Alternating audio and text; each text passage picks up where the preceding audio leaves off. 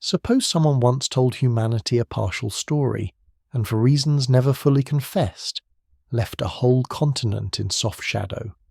Suppose the maps that shaped schoolroom walls were not mirrors, but carefully edited dreams. If so much of the human journey began in Africa, why do the pages that follow so often fall silent or skip ahead, as if nothing much worth mentioning happened there until others arrive to look? While that thought lingers at the edge of sleep before you get too comfortable, there is a small request. Take a moment to like the video and subscribe, but only if you truly feel drawn to what is unfolding here. And if you wish, whisper in the comments where you are listening from and what time it is in your night, as if we were all lying under the same invisible sky, comparing our distances from the dark. It is a strange thing to notice once it has been seen. Old European maps, the sort that cracked and curled in candlelit studies, carried ornate compass roses, elaborate sea monsters, lovingly inked coastlines. Yet much of the interior of Africa lay blank, or glossed by vague monstrosities and rumours. The same parchment that traced rivers in Asia, with confident lines, and dotted European towns with almost obsessive care, suddenly fell unsure across the continent that cradled the first upright walkers, the early toolmakers, the earliest known artist of stone and bone. What does it mean that the ground from which our species rose is represented as an empty stage, waiting for the real play to begin? He wonders, or rather, he invites the listener to wonder for themselves whose emptiness that was. The land was not empty. Long before ink bled on parchment in Lisbon or Amsterdam, there were farmers raising sorghum and millet along forgotten rivers, herders following cattle between shifting rains, traders carrying salt, gold, cola nuts, stories. There were astronomers counting the seasons in stone and memory, smiths coaxing metal from rock, carvers shaping ancestors in wood that later rotted, leaving almost no trace. The blankness on the page didn't reflect the land. It reflected a refusal to listen, a decision not to see, or perhaps something deeper, an unspoken need to imagine that history travelled in only one direction, from a small set of sanctioned centres outward. If one looks away from the maps and toward the ground, the silence begins to fracture. Archaeologists brushing sand from old stones in the 20th and 21st centuries have quietly assembled a different picture. They speak of rock art spread like a ghostly archive across the Sahara, of stone settlements in places like Dartichit, of ancient cattle cults and megaliths at Nabta Playa, of terracotta faces emerging from the Nigerian soil at Nok. They point to the radiocarbon dates, the stratigraphy, the comparative evidence that suggests settled life, social complexity, and symbolic systems were not strangers to African soil, but long-standing companions. Yet these findings seldom enter the popular imagination with the same weight as Mesopotamia, Greece, China. Why does the mind slip so easily past them? There are older layers still. In South Africa's Blombos Cave, ochre pieces carved with cross-hatched designs over 70,000 years old have been found.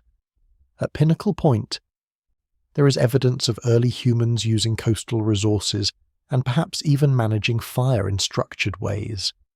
In eastern Africa, sites near Lake Turkana, Olduvai Gorge, and the Ethiopian highlands tell of hominin lineages stretching back millions of years. Here, at the beginning of the human story, the continent is not marginal. It is central, almost embarrassingly fecund with beginnings. Yet when schoolbooks tell of the birth of civilization, they often leap forward to the floodplains of the Tigris and Euphrates, the Indus, the Yellow River, as if the opening act of our species were just a prelude, a wandering prologue through nameless savannas. One might ask, is it only an accident of preservation? Mud brick cities in Mesopotamia, stone temples along the Nile, baked clay tablets that survived by chance in burned archives. Perhaps Africa's early urban centres built more in wood and earth, perishing more completely. Perhaps climate, termites, and later reuse of materials conspired to erase. Or perhaps that is only part of the story. Records do not keep themselves. They are curated. Archives are not neutral. They are doors opened and closed by hands. During centuries of colonial conquest and extraction, attention, funding, and interpretive authority flowed to places that confirmed an existing narrative, civilization radiating from the Near East and Europe. Sites that did not fit this diagram could be described as primitive, tribal, or background, even when the stone suggested otherwise. There is a quiet cruelty in how erasure works. It is rarely a single dramatic burning of a library. More often, it is a series of small decisions made by people who might truly believe they are being objective. A ruin is classified as a village instead of a city. An architectural feat is labelled crude rather than distinctive. An oral tradition is filed under mythology rather than history, making it easier to ignore its chronological hints. Each choice nudges a site a little further toward the margins, until generations later it feels natural for students to think of Africa as a place of timeless tribes, frozen in a prehistorical present, waiting for caravans, missionaries, gunboats. Yet the land itself resists that script. In the sandstone overhangs of the central Sahara, painted figures ride chariots where there is now only sand. In the highlands of Ethiopia, inscribed stones bear witness to kings who called themselves King of Kings, while Rome still trembled at barbarian invasions. Along the Swahili coast, coral stone mosques and houses show layered influences of African, Persian, and Arabian cultures in ways that do not fit neatly into a story of one-way influence. And in southern Africa, the stone city of Great Zimbabwe rises in curved walls and conical towers that once forced imperial administrators to choose between admitting African ingenuity or inventing distant builders. When these scattered fragments are considered side by side, another question takes shape. As delicate and persistent as a spider's thread, what if the gaps in African history are not primarily in the past, but in the way the present has chosen to light and shadow its archives?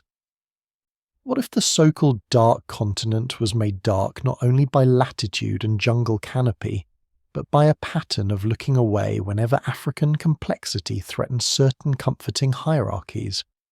Of course, there is an easier explanation.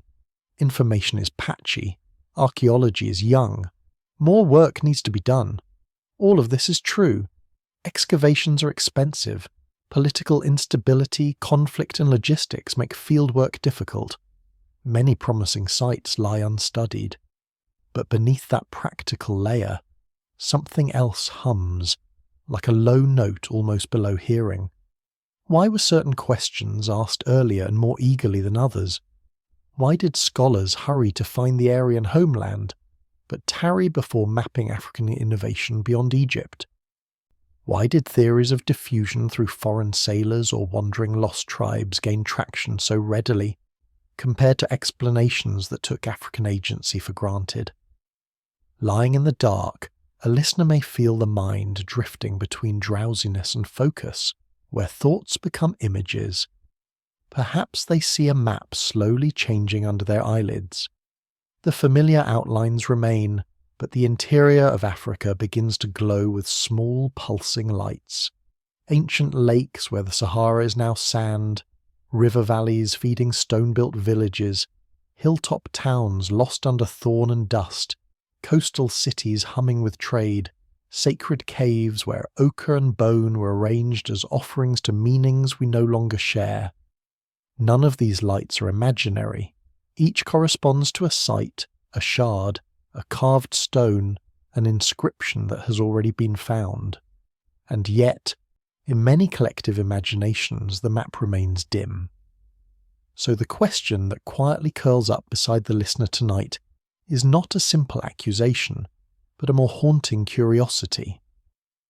If this much has resurfaced despite centuries of neglect and distortion, what deeper layers still lie under dunes, under forests, under the repetition of inherited stories?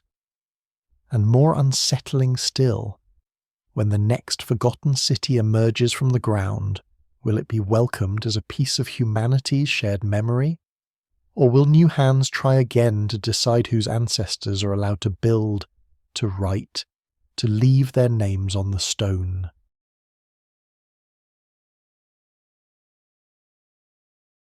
The thought of maps glowing with unseen lights does not fully settle.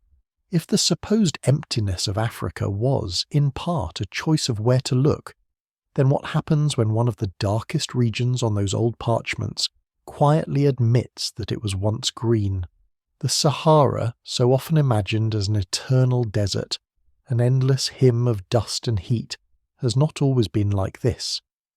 Satellite images, pollen records, sediment cores from long vanished lakes, all murmur the same implausible truth.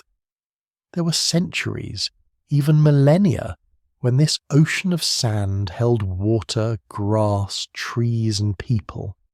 How many inherited assumptions crumple when a desert remembers it was once a garden? He lingers over this reversal, letting it stretch out slowly in the mind of the listener. Today, anyone flying in an airplane over the Sahara sees only dunes and bare rock, a landscape that seems to forbid permanence. The idea of cities, herds, art here feels almost like fantasy.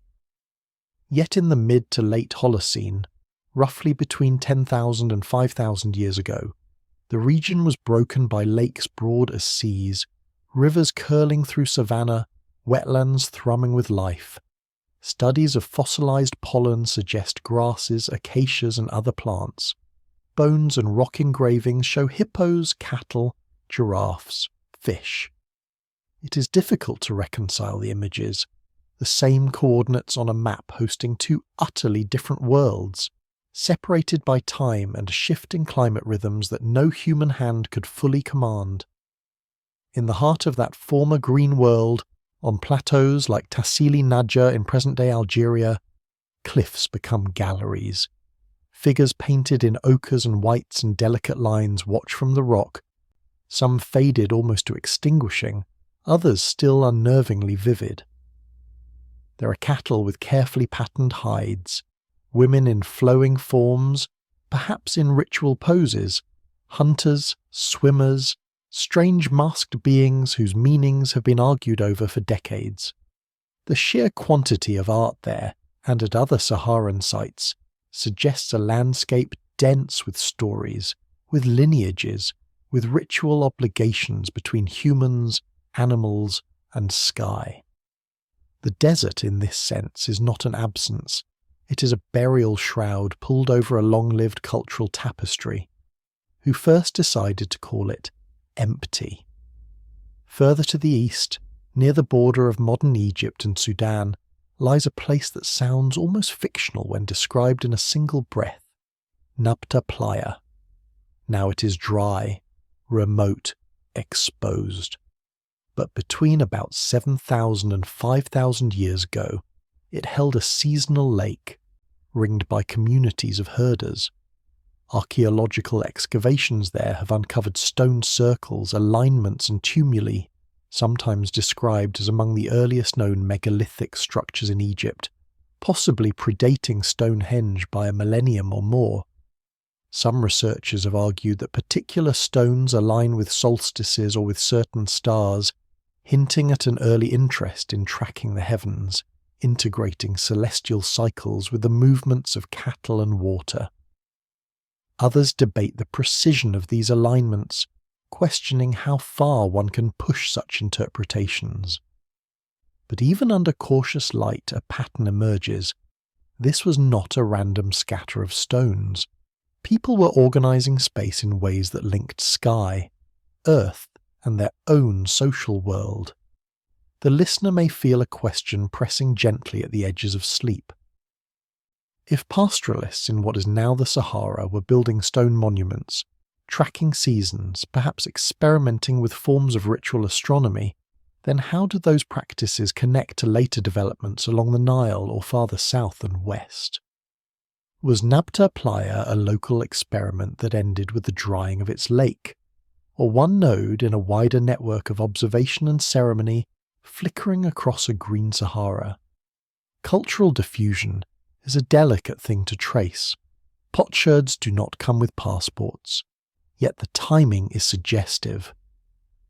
As the African humid period waned and the rains retreated, those herders and their descendants would not have simply vanished. They would have followed the shrinking water southward, eastward, toward river valleys and more stable climates. What did they carry in their memories, in their ritual calendars, in the way they aligned their shrines?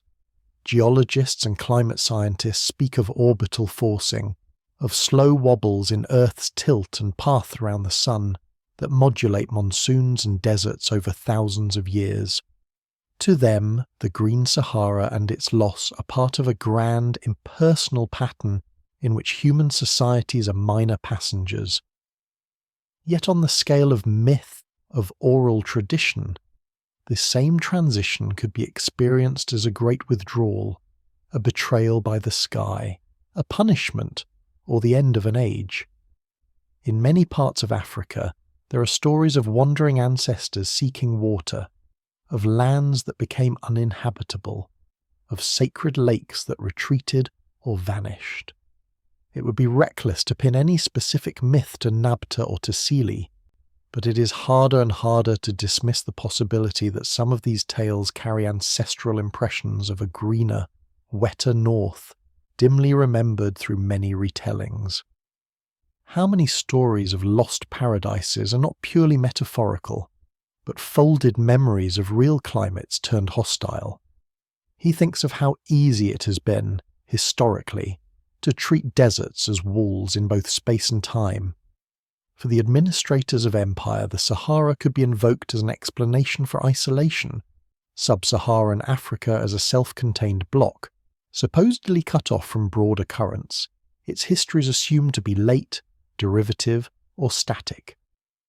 Yet if the desert itself had a different form within the span of human cultures, those neat partitions begin to flicker.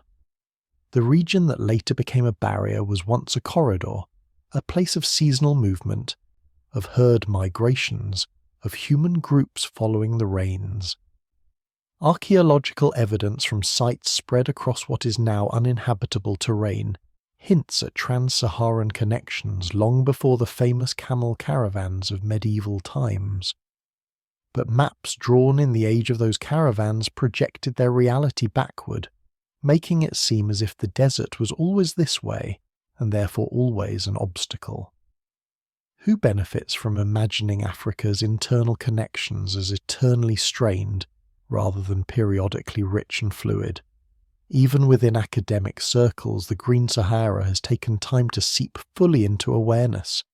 Early explorers, stumbling across rock paintings and engravings of cattle and swimming figures, sometimes dismissed them as curiosities or inconvenient anomalies that did not fit the image of an eternal wasteland. It took the accumulation of radiocarbon dates, sediment analyses, and multidisciplinary work in the late 20th century for a consensus to emerge.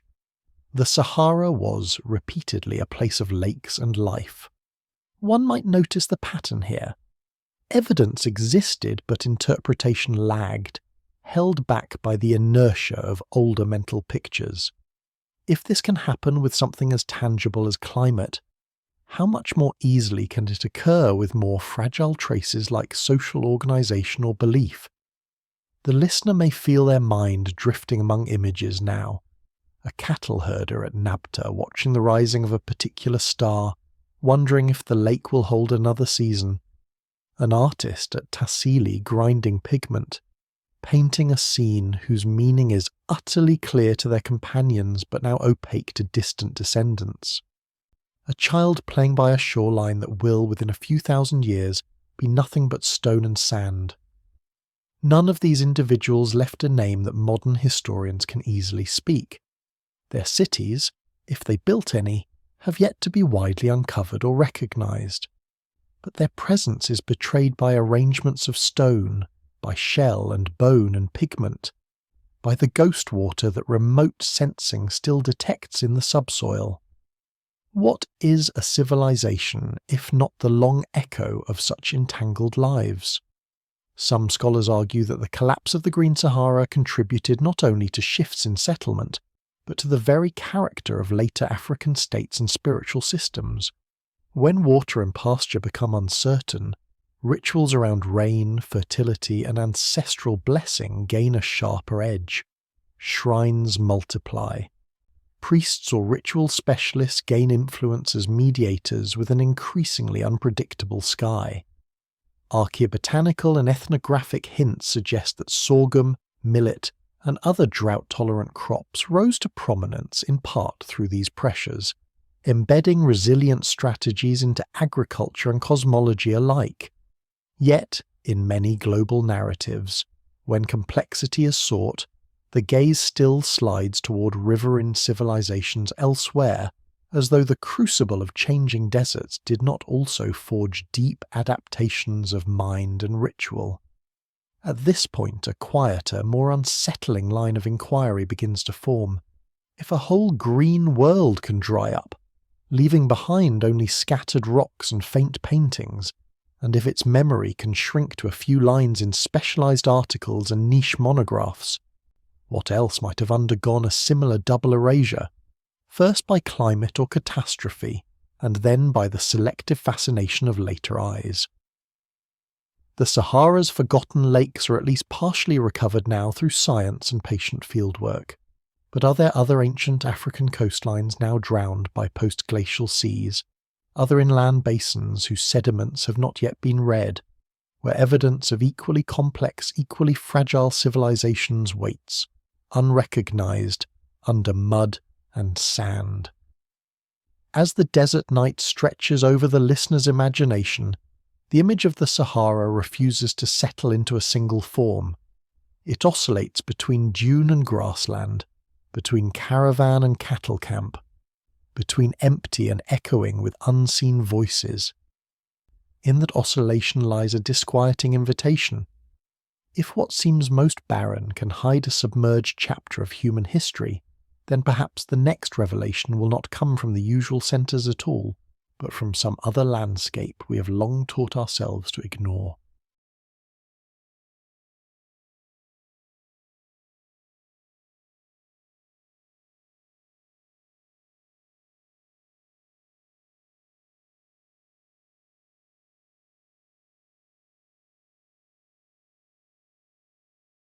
When the mind is adjusted to the idea of a desert that once carried lakes, another kind of discomfort begins to surface. If the Sahara was not always a wall, then the old habit of drawing a neat line between sub-Saharan Africa and the familiar cradle of pharaonic Egypt starts to fray. The listener hovering between waking and sleep might picture the Nile not as a clean vertical stroke on the map, but as a long, slow gradient, a river whose upper reaches blur into those fading green pastures, and whose earliest kingdoms may have looked south, not north, when they learned how to be royal. How many stories about the birth of civilization depend, quietly, on ignoring what may have already been happening upriver? Along the Nile's first cataracts, in what is now southern Egypt and northern Sudan, ancient texts spoke of a land called Seti, the land of the bow. Later Egyptians would imagine Nubia in many shades at once, a source of gold and soldiers, a place of formidable archers, a region of dangerous rivals and vital trade. But there is a quieter, less widely told possibility haunting this zone near the river's rocky snarls. Some archaeologists have suggested that Seti might not only have been a geographical designation, but perhaps one of the earliest political entities resembling a kingdom anywhere in the Nile Valley. It is a suggestion that, if entertained fully, begins to tilt the axis of the familiar narrative. Pieces of this puzzle come from places that do not look grand at first glance. At Qustul, a site in Lower Nubia, now largely submerged by Lake Nasser, excavations in the 20th century uncovered cemeteries associated with what researchers have called the A-group culture, roughly contemporaneous with Egypt's Nakada period. Among the grave goods was an incense burner whose carved imagery has become strangely influential for such a modest object. On its surface, one sees what seems to be a royal procession, a figure in what looks like a white crown, boats, standards flying symbols that appear eerily close to later Egyptian royal emblems. To some eyes, this suggests that the iconography of kingship was already alive in Nubia before the unified Egyptian state coalesced in the north. To others, it is a fragile, perhaps overextended reading of ambiguous marks. He does not insist either way. He lets the incense burner sit between certainty and doubt, glowing softly in the listener's imagination. If Nubian elites at Qustul were experimenting with royal symbols around the same time as their Egyptian neighbours, what does that say about the flow of ideas? Were they borrowing, adapting, competing, or co-creating a shared visual language of power? And why, when textbooks summarize the dawn of the pharaohs, do they seldom dwell on these southern tombs, these carved hints that sovereignty might have been a conversation across the cataract rather than a solo invention upriver? Is it because the evidence is too fragmentary, or because a deeper assumption prefers the story of influence moving from centre to periphery, north to south, never the reverse? Further along the river, downstream in time, another Nubian centre rises in the half-light of excavation. Kerma. Occupied roughly 4,000 years ago, around the same period that Egypt was experiencing its Middle Kingdom and Second Intermediate period, Kerma developed into a substantial urban settlement. Archaeologists have uncovered massive mud brick structures, including a large, enigmatic building often called the Defufa, with stairways and chambers whose full function is still debated. Surrounding this core are graves, some extraordinarily rich, with human and animal sacrifices, elaborate pottery, and imported goods. Radiocarbon dates, settlement patterns, and the sheer scale of the site suggest that Kerma was not a mere satellite of Egyptian power, but a complex polity in its own right, at times rivaling and even threatening its northern neighbour. And yet, for generations, popular imagination flattened Nubia into a kind of background, a supplier of gold mines and mercenaries, a stage upon which Egyptian campaigns could display their might. The very term Nubia is itself an exonym, a name given from outside, encouraging the sense of a singular, vaguely defined space, rather than a mosaic of distinct cultures, cities, and historical phases.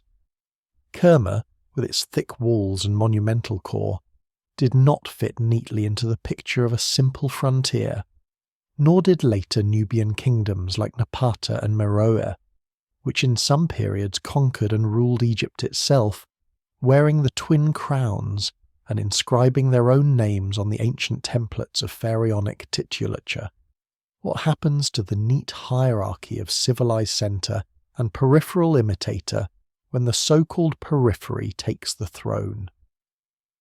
The listener might notice how language can smooth over disquieting facts. Texts sometimes call the rulers of the 25th dynasty Ethiopian or Kushite pharaohs, as though their Africanness were an anomaly intruding into Egypt's otherwise self-contained storyline. But Egypt has always been African, its river flowing from African highlands, its southern neighbours sharing climates, crops, and kin networks far older than any dynasty. The discomfort arises not from geography, but from a model of history that prefers its sources of greatness to sit closer to the Mediterranean, closer to familiar classical references. If Nubia is acknowledged as powerful, let it be as a borrower, a latecomer. Anything else feels like a quiet betrayal of older assurances about where high culture ought to originate. Some researchers argue for strong Nubian influences on the earliest phases of Egyptian state formation, shared burial practices, similar pottery traditions, overlapping iconography on cylinder seals and pallets. Others urge caution, noting that parallel developments can occur independently in regions that trade and interact without one simply schooling the other. The truth may lie in a network of mutual shaping, with cultural motifs pulsing up and down the Nile amid shifting alliances, marriages, and conflicts. But within that nuanced picture, one point remains unsettlingly clear. The idea that Egypt bloomed in isolation, as a lone miracle springing fully formed from the northern floodplains, is no longer tenable. It was part of a river world, and that world reached into what later writers preferred to call darkest Africa. He considers, in the quiet of this shared night, how much of Nubia's physical memory has been submerged, looted, or scattered. The construction of the Aswan High Dam in the 20th century created Lake Nasser, drowning whole stretches of ancient landscape under water. International campaigns rushed to salvage temples, artifacts, and data, but triage always involves choices. Some sites were relocated stone by stone, others were recorded hastily.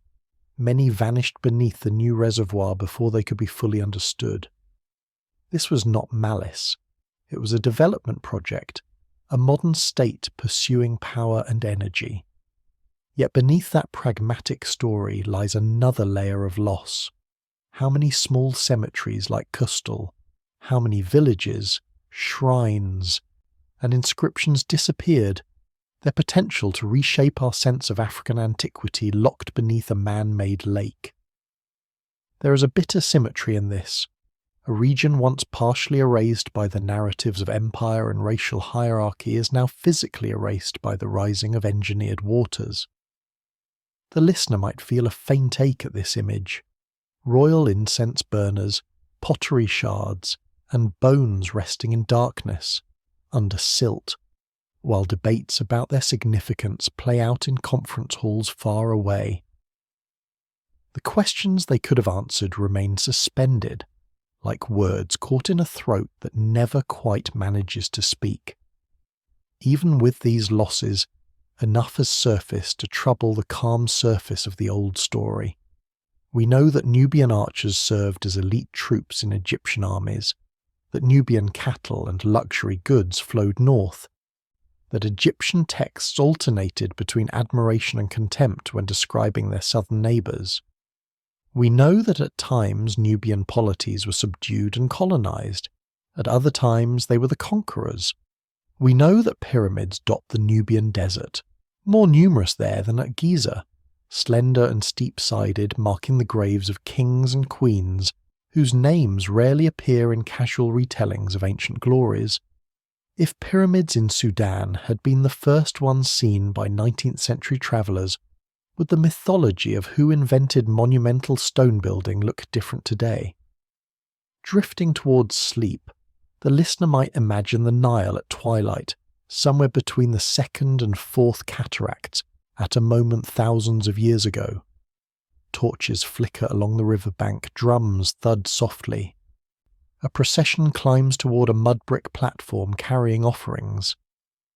On a high seat, someone wears a crown whose shape we might recognise, or almost recognise, from reliefs carved far to the north. Is this a king borrowing foreign regalia, or a sovereign part of a shared evolving tradition, one branch of a riverine aristocracy, stretching from the delta deep into the continent's interior?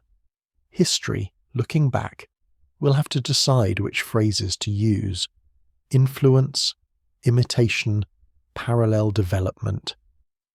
But under the night sky they are simply people, arranging symbols and spaces to make power visible.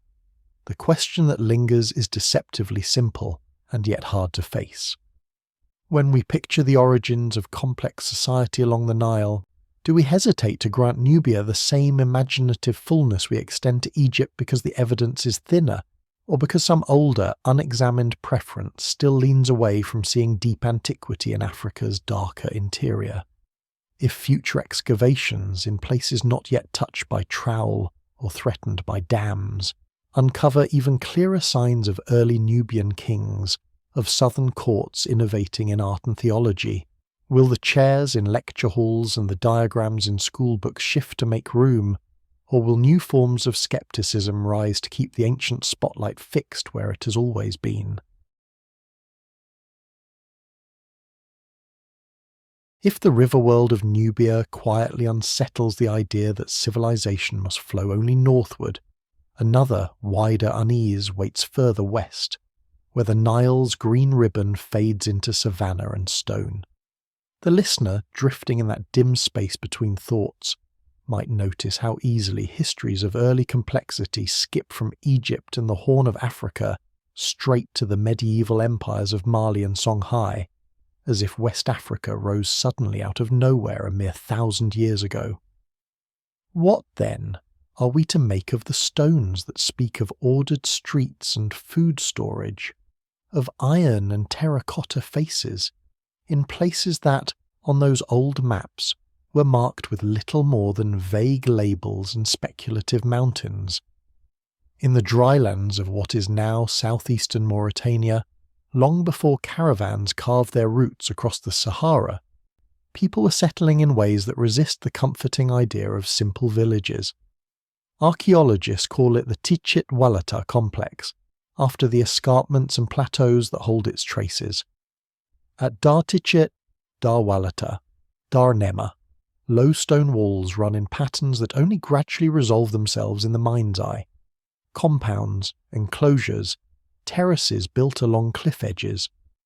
Radiocarbon dates cluster roughly between 2000 and 500 BCE, placing these sites thousands of years before the better-known medieval capitals along the Niger. Millet grains, grinding stones, and animal bones hint at economies of farming and herding adapted to a changing Sahelian climate. It is not a lost Atlantis, it is something quieter and perhaps more disquieting. Organised life in stone, where many have been told there was only wilderness. He lets the listener linger on this image, a cliff line overlooking a seasonal plain, dotted with stone-built compounds, storage silos hugging the rock, pathways threading between them. No monumental temples, no great palaces, no inscribed steely shouting names to the future. And yet, the pattern of walls suggests planning, labour coordination, attention to defence and to the control of grain. Some researchers have argued that the larger sites in the Tichit Walata system show a degree of internal differentiation, with areas that might correspond to elites, craft specialists, or ritual spaces. Others caution that the evidence remains ambiguous, that we should not project cities where there were only dense villages. But either way, the ruins refuse to shrink back into the category of scattered huts. They whisper of a social fabric dense enough to leave a map in stone. How many listeners were ever told in school that one of the oldest known stone-built settlements south of the Sahara lies not in Europe or the Levant, but in Mauritania? How often is it mentioned that this complex persisted for more than a millennium, weathering the slow grind of climate change as the Sahara's dryness pressed southward? As rainfall declined, some of these communities seem to have retracted, moved, or reoriented, perhaps contributing people and traditions to later centres farther south toward the Niger. There are suggestions, still debated, that the social forms and agricultural strategies of the Tichit Walata world may have fed into the deep prehistory of the Ghana Empire, but to admit such continuities is to erode, once again, the comforting fantasy of spontaneous birth. The stones here are mute in another more literal way. Unlike Egypt, Mesopotamia, China, there are no surviving local texts from the Tichit Walata complex, no clay tablets, no carved royal boasts. our knowledge flows through the tools of archaeology, pottery styles, wall alignments, layers of charcoal and ash, isotopes in bones. This silence has often been read as emptiness.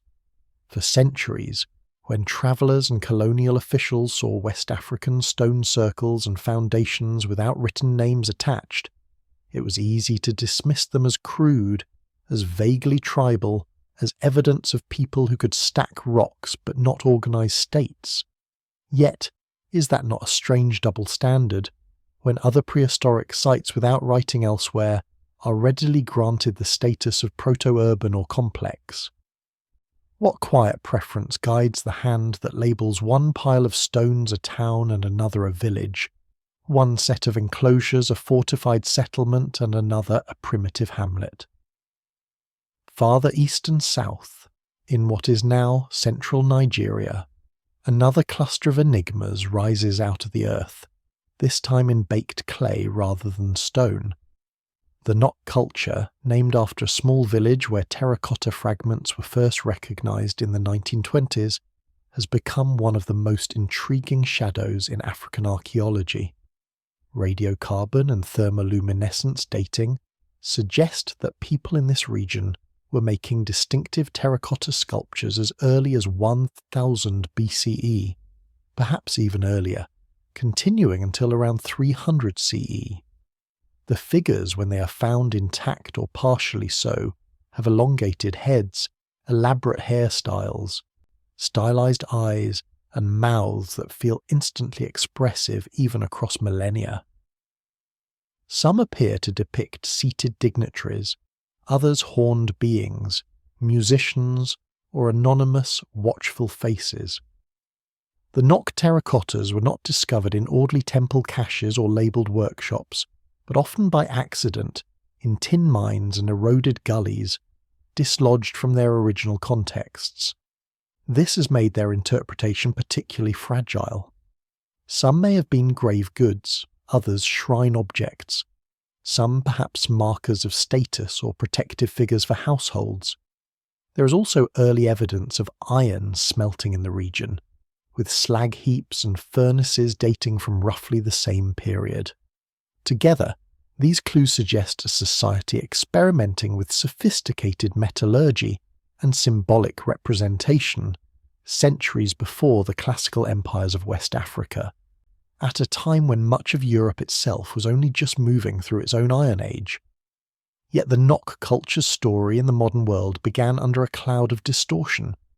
Terracottas, once they began appearing on the art market, were eagerly collected, often without concern for their exact find spots. Pieces were smuggled, sold, displayed as exotic tribal art rather than as components of a complex archaeological record. Only in the late 20th century did systematic excavations begin to clarify their chronology and distribution. By then, many contexts had already been destroyed. Again, the pattern repeats. An African past first mined as aesthetic or commercial resource, and only later partially reassembled as history.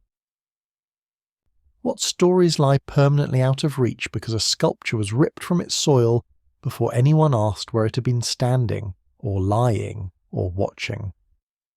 He imagines softly how different the tone might be if these same terracottas had been found in an Aegean sanctuary, or a Levantine tell, perfectly stratified, wrapped in the reassuring language of city-state and cult. Would scholars then hesitate to call their makers a complex society? Would textbooks pause before suggesting they played a role in larger regional networks?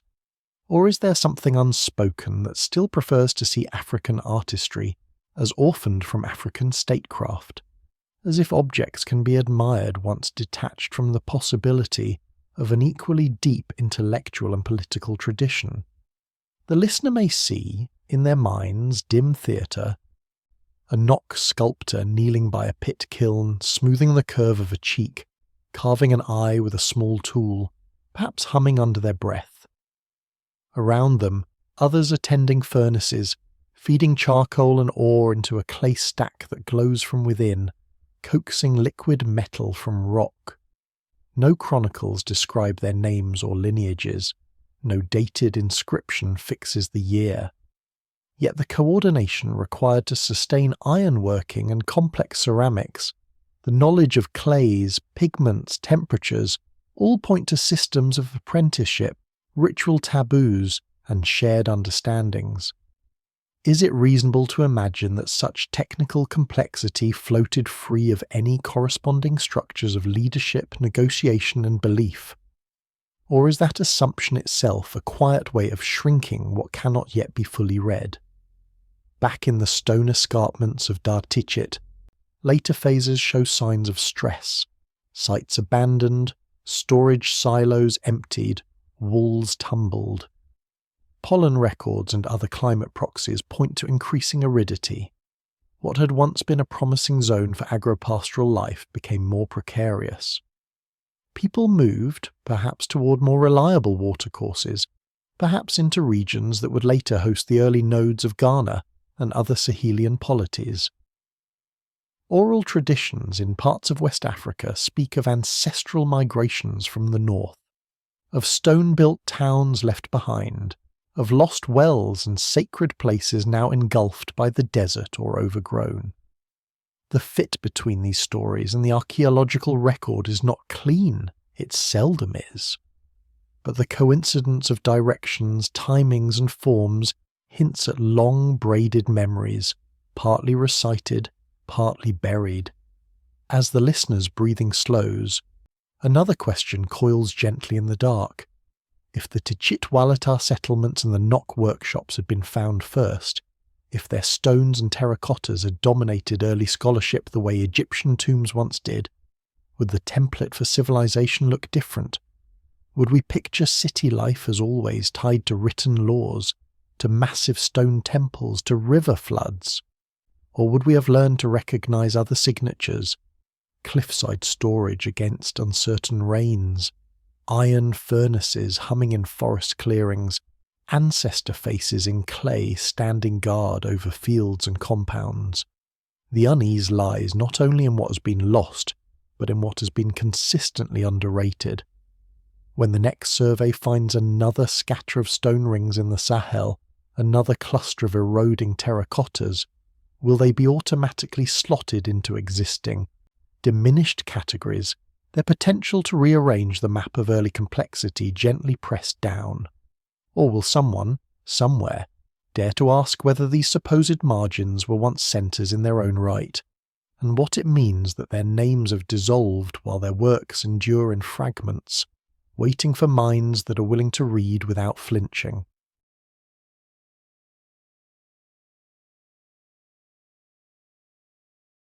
After stone villages and clay faces have walked softly through the imagination, the mind may begin to wonder why the story of beginnings, the story of what it means to be fully human, has been so eager to wander elsewhere. If Africa holds such deep histories of settlement and craft, what then of the more ancient threshold that scholars sometimes call behavioural modernity? That hazy point where humans cease to be mere clever animals and begin to leave unmistakable traces of symbol, of art, of ritual. Textbooks often gesture vaguely toward Europe's painted caves or the Levant's early villages when they tell that story. Yet the trail of earlier signs leads persistently back to the continent that so many maps shaded as peripheral. Why then does the spotlight keep slipping away? He lets that question drift down into the older strata of time beyond dynasties and empires, to an age when glaciers still sprawled across higher latitudes and sea levels lay lower, when the ancestors of all living humans were just a few scattered populations. In the cliffs and overhangs along the coasts of southern Africa, in caves that felt the hiss of waves long ago, archaeologists have unearthed objects that do not fit neatly into a tale of slow, dull evolution, of minds inching upward in a grey line. At Blombos Cave on South Africa's southern coast, there are pieces of ochre, iron-rich stone, deliberately engraved more than 70,000 years ago, with cross-hatched patterns, diagonal lines that intersect in ways not required for any practical purpose. Nearby, tiny perforated shells seem to have been strung as beads. The dates, obtained through careful analysis, sit like quiet landmines under older narratives. For decades, it was easy to imagine that art suddenly burst forth in Ice Age Europe, in the bison and horses of Lascaux and Altamira, in carved figurines like the so-called Venus of Whole Fells. Those works are still astonishing. But Blombos suggests that long before anyone painted a Chauvet lion, people in Africa were scoring patterns into ochre tablets, perhaps as part of some ritual grammar, perhaps as personal markers, perhaps as something we cannot easily name. The cross-hatchings at first glance seem simple. On longer inspection, their repetition, symmetry, and deliberate execution begin to feel like a deliberate dive into abstraction. Does this not qualify as art, as symbol, as thought turned back upon itself? And if so, why does the phrase birth of art cling so stubbornly to European caverns? Pinnacle Point, another series of sites along the same coast, adds further layers of unease. There, evidence indicates that, around 160,000 years ago or more, early Homo sapiens were exploiting shellfish and other coastal resources in a systematic, seasonally attuned way, and perhaps even using heat-treated stone to make more efficient tools. Heat treatment, the controlled use of fire to improve the flaking qualities of stone, requires more than brute strength. It demands planning, experimentation, a willingness to invest energy now for a payoff later. Such behavior has often been cited as a sign of cognitive sophistication. Yet, again, when the story is retold for general audiences, this African coast is rarely allowed to take centre stage. He considers, silently, the weight of a single engraved ochre in the palm. It is easy to call such things proto-art, early symbolism, phrases that sound admiring and diminishing at the same time, as if these marks were fumbling rehearsals for the real performance that will occur somewhere else. But the people who made them did not know they were early. To them, the patterns might have been part of a fully developed system of meaning, clan signs, ritual diagrams, teaching aids, or private meditations. Perhaps each stroke carried associations that could be recited, sung, or danced. Perhaps the ochre dust, when ground, coloured bodies or objects according to rules that bound communities together. If one could step between the ages and ask, would they recognise the idea that their world was a prelude? Beyond these coastal caves, across the Rift Valley and into eastern Africa, other sites deepen the sense of an old, layered interior life. Near Lake Turkana in Kenya, tools and bones chart the long emergence of Homo and its cousins across millions of years. In Ethiopia, the remains of early Homo sapiens skulls, like those from Omo Kibish and Herto, stretch back more than 150,000 years. Genetic studies, comparing the DNA of present-day populations, also point to an African origin for modern humans, with the greatest diversity clustering in parts of the continent, suggesting long, continuous habitation. If the bodies and genes of our species root themselves so strongly here, why then is the flowering of our inner world so often imagined to have occurred elsewhere? Some scientists once argued that while our species may have physically emerged in Africa, the full suite of modern behaviours only crystallised later, perhaps when small bands left the continent and encountered new challenges. According to that view, Africa provided the raw material, but real culture needed some other spark. The finds at Blombos, Pinnacle Point and other African Middle Stone Age sites have steadily eroded that argument. Symbol use, personal ornamentation, complex toolkits, and perhaps even early musical instruments now appear in Africa's archaeological record long before similar evidence in Eurasia. The more carefully layers are dated, the more the timeline shifts backward on African soil. Yet the old habit of reserving praise for developments that can be linked to Europe or the Near East sometimes lingers in subtler forms, tucked into footnotes, into the verbs chosen for one region versus another. The listener might sense that at stake here is not only academic pride, but a wider, quieter question. Where are we willing to believe that depth arises? To grant that African ancestors not only birthed the species, but also pioneered many of the cognitive moves that we call modern, is to loosen the grip of certain comforting hierarchies.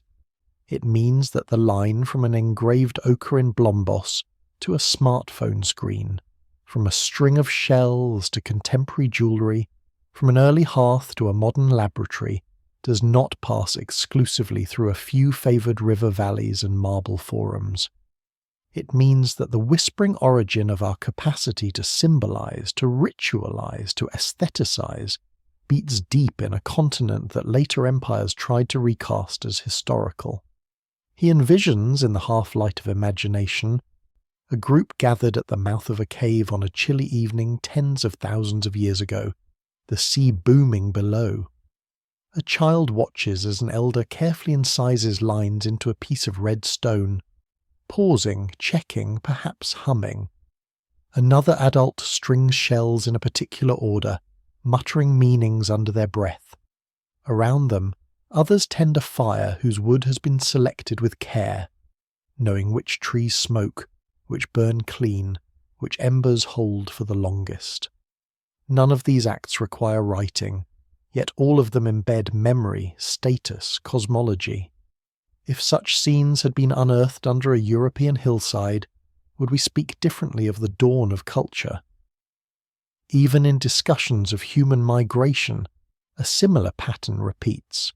The famous out-of-Africa model, supported by fossil and genetic data, is widely known.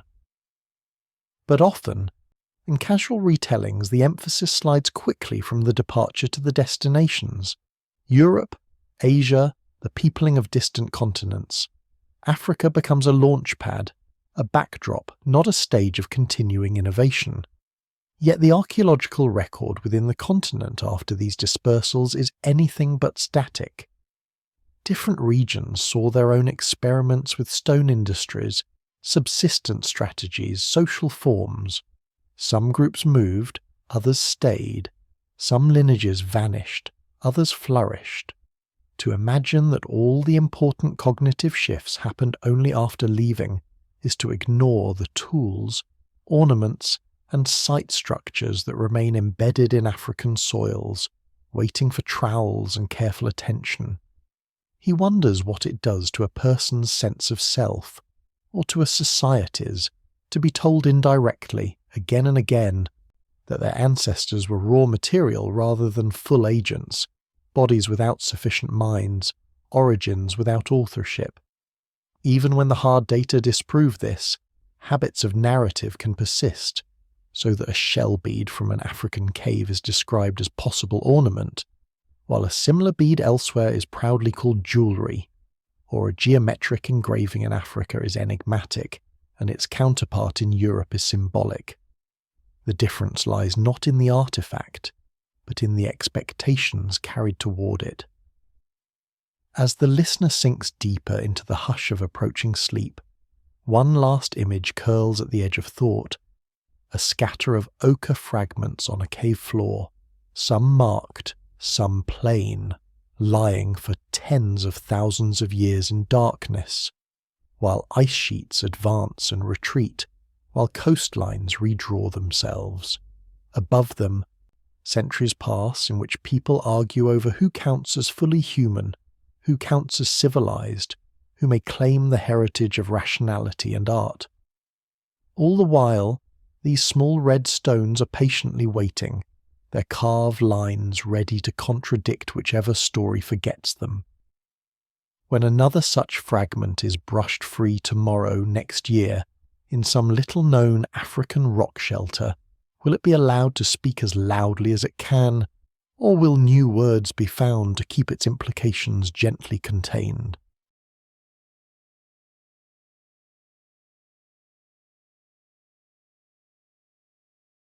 If the earliest engravings and beads suggest that Africa held the first stirrings of symbol and ritual, a restlessness follows close behind. If minds capable of abstraction moved across those coasts and valleys tens of thousands of years ago, did they vanish into the anonymous mass of prehistory? Or did their sensibility sink roots and flower later in ways that our inherited maps still refuse to recognize? The listener, hovering in the soft dark between thoughts, may feel the tension. On one hand, caves like Blombos and sites like Pinnacle Point quietly insist on an African depth of mind. On the other, later African polities are still so often framed as belated, peripheral. Where, then, did those early inner landscapes go? He lets the question drift slowly southward, into regions that most school atlases mark with a few sparse names, if they mark them at all. In the northwest of Botswana, not far from where the Okavango's waters spread and fade into marsh and sand, a cluster of hills rises abruptly from the plain. The Sodilo Hills, 4 main ridges the local San people sometimes call the male, female, child, and a more distant grandchild, have been described by UNESCO and scholars as holding one of the highest concentrations of rock art in the world. Hundreds, perhaps thousands, of painted and engraved images stare quietly from their faces. Antelope, cattle, human figures, abstract shapes, palimpsests of generations layering figure upon figure. To many of the San and other local communities, these hills are not simply picturesque geology. They are living presences, a kind of axis where spirits, ancestors, and game animals intersect. Accounts collected by ethnographers speak of the hills as places where the first people emerged, where the sky once met the earth, where shamans travel in trance. Archaeological dating suggests that some of the paintings and engravings at Sodilo may be thousands of years old, with phases stretching from the later Stone Age into the more recent past. There are images of what appear to be domesticated cattle, suggesting contact with herding communities. There are older engravings of wild game that speak to earlier forager worlds. The hills, in other words, have served as a ceremonial focus across multiple cultural horizons. What does it mean, he wonders, that a landscape can hold such long continuity of sacred attention, acting like a slow, rolling archive without a single written word?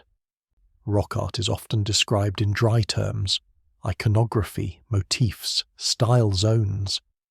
But for the people who made and used these images, they were not static pictures.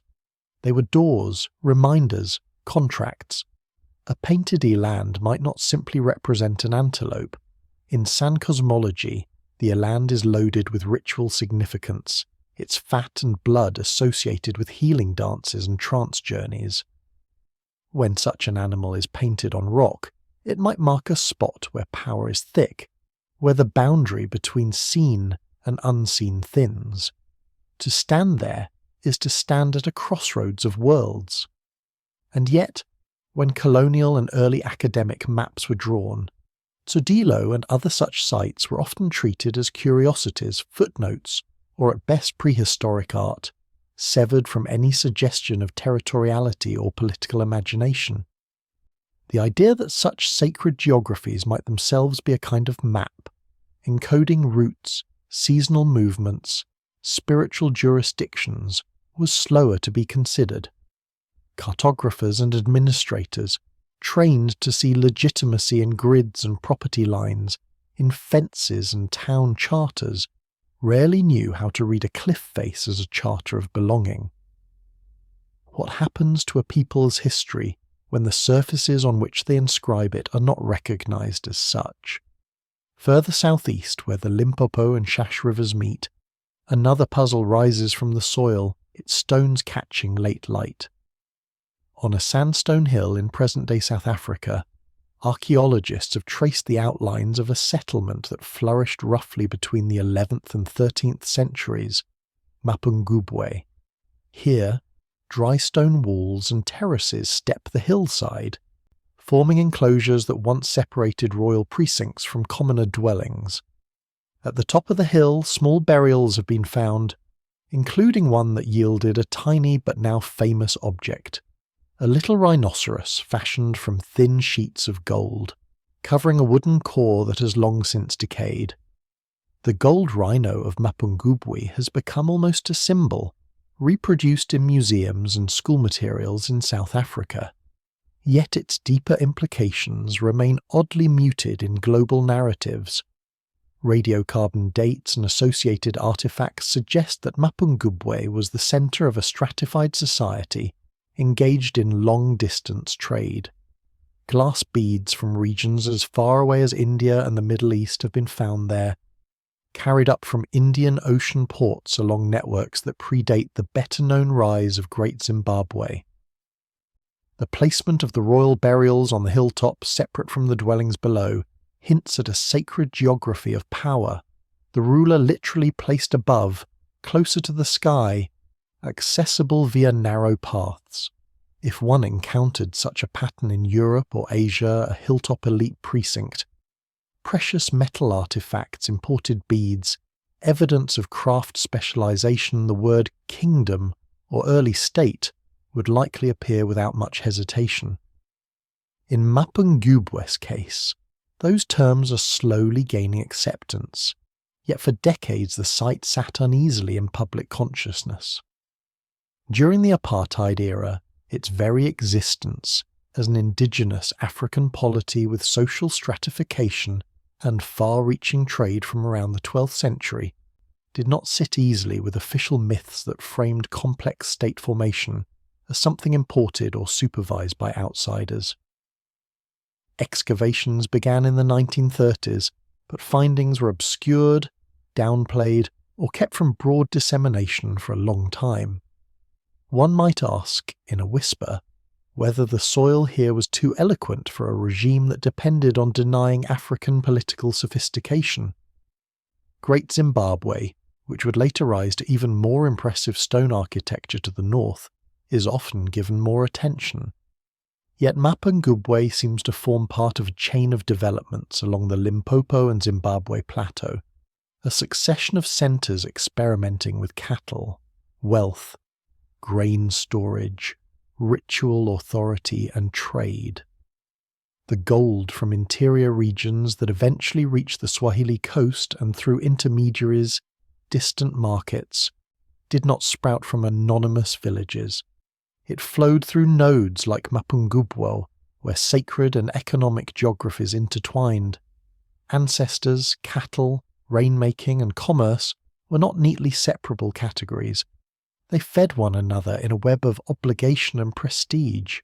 Still, for many outside the region, the words Southern Africa conjure images of hunter-gatherers, of colonization, of modern mineral extraction, more readily than of pre-colonial courts and sacred hills. The older rock art traditions of the San are admired aesthetically, yet often framed as the work of small bands at the edges of history. The later stone and gold centres like Mapungubwe and Great Zimbabwe are acknowledged, but frequently as isolated curiosities rather than as expressions of a deeper continuum stretching back to those Middle Stone Age mines. Is that because the evidence truly paints a series of ruptured, unrelated experiments, or because continuity feels ideologically uncomfortable? He imagines for a moment tracing invisible lines between Blombos engraved ochres, Tsodelos trans-dense eland, and Mapungubwe's hilltop graves. They are not connected by simple genealogy. Thousands of years and many cultural shifts separate them. Yet, in each, there is a pattern of shaping place into meaning, marking certain spots as charged, as worthy of images, of burials, of gold. In each, the landscape becomes more than backdrop. It becomes participant, a partner in the making of social order and cosmology. Could it be that one of the quieter threads of African antiquity is this habit of building with stone and symbol, in dialogue with hills, caves and rivers, a habit that has been persistently underread because it rarely takes the form of large rectangular temples and neat orthogonal streets. In this light, rock art sites and stone-walled towns begin to look less like disconnected phenomena and more like different articulations of a shared preoccupation. How to anchor memory and power in terrain. Mapungubwe's elites may have seen themselves as mediators between people and forces encoded in both animal spirits and ancestral graves, just as San ritual specialists negotiate between worlds in the glowing heat of a healing dance. The languages, rituals, and social forms differ profoundly, but all assume that meaning saturates space, that history lives not only in scrolls but in cliffs, knolls, and ridgelines. Yet, when modern scholars and planners redraw maps, how often do they allow these older sacred geographies to influence boundaries, heritage priorities, and narratives of nationhood? Mines are opened near Tsodilo, tourist lodges rise near Mapungubwe. Management plans try, sometimes sincerely, to balance development and preservation, but the deeper issue remains: can a worldview that sees land primarily as a resource ever fully comprehend a worldview that sees land as relative, as ancestor, as archive? As the listener's body grows heavier with sleep, a lingering image remains: a nighttime horizon over the Limpopo century ago, a faint line of firelight marking where Mapungubwe's hill stands, drums pulsing, cattle lowing below. Far to the northwest, moonlight washes the flanks of Sodilo, where someone stands quietly before a painted eland, whispering words that will never be written. Between them and the distant caves where ochre once gleamed, time folds, not in a straight line but in layers of attention and forgetting. When the next survey maps another stone terrace, another painted overhang, will the invisible lines between these places finally be traced with the seriousness they perhaps deserve? Or will they once again be pinned to the page as isolated dots, their deeper resonances left to echo only in the ears of those who still listen to the land at night?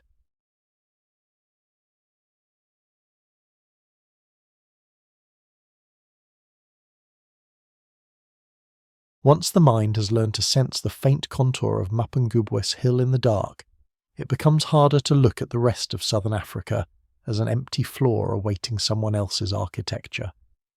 If there was already a kingdom on that sandstone ridge, already gold and glass and ritualized heights, then what does it mean that, not far to the north, another stone city would later rise and be greeted with disbelief, as if the very idea of African hands piling such walls was an affront? The listener, almost asleep now, might feel a faint unease in this repetition. When the land produces something that contradicts the expected script, do people adjust the script, or do they try to erase the land's authorship instead? On a granite plateau in what is now Zimbabwe, stone walls curve and tower in unexpected forms. No mortar binds them, only gravity and the careful placing of dressed blocks. The place is known as Great Zimbabwe, after the Shona word Zimbadzamabwe, often glossed as houses of stone. From roughly the 11th to the 15th centuries, this complex was the heart of a polity that controlled cattle wealth, goldfields, and trade routes stretching toward the Indian Ocean. The hill complex, perched on a rocky outcrop, holds older, more enclosed spaces. The valley below hosts the great enclosure, with its famous curving outer wall and the mysterious conical tower that rises within like a solid blind pillar. Even in ruin, the site feels deliberate, its lines flowing rather than rigid, its walls hugging the terrain. Archaeological work has revealed layers of occupation, huts once clustered inside and outside the stone enclosures, clay figurines, soapstone birds perched on pillars, imported glass beads and ceramics from places as distant as Persia and China. These finds fit with historical references to a gold-rich interior kingdom that supplied Swahili coastal cities like Kilwa and Sofala. The The Portuguese, arriving on the coast in the late 15th and early 16th centuries, heard of a place inland, a Mesopotamia realm, where a ruler controlled vast herds and mines. They wrote of Zimbabwe, the royal residence. For local Shona-speaking communities, the stone remains were woven into oral traditions about ancestors, sacred leadership, and the dangers of disturbing certain places. In other words, there is little mystery that people living here could have built in stone, traded widely, ruled widely. Yet when European explorers and antiquarians first encountered Great Zimbabwe in the 19th century, many refused to accept this.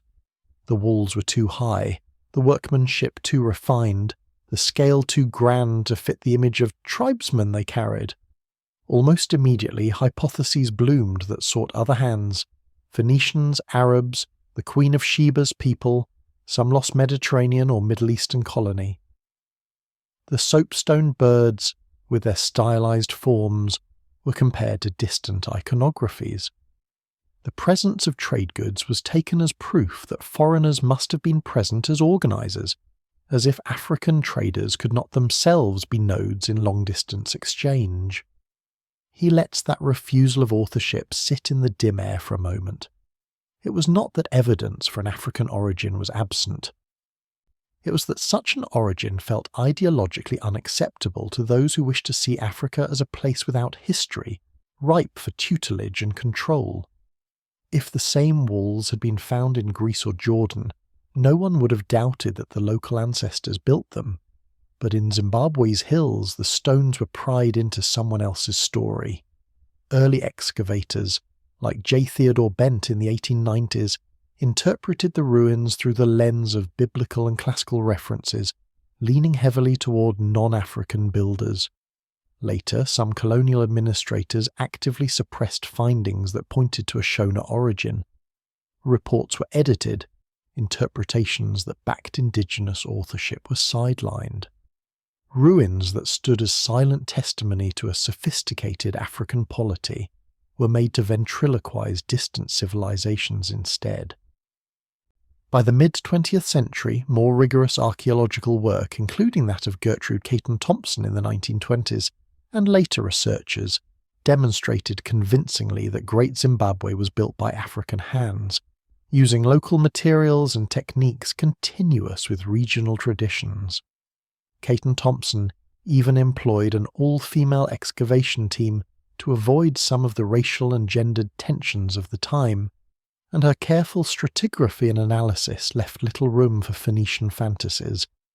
She concluded that the site was unquestionably African in every detail, and yet the shift in scholarly consensus did not immediately wash away the older, more comfortable myths in the public imagination.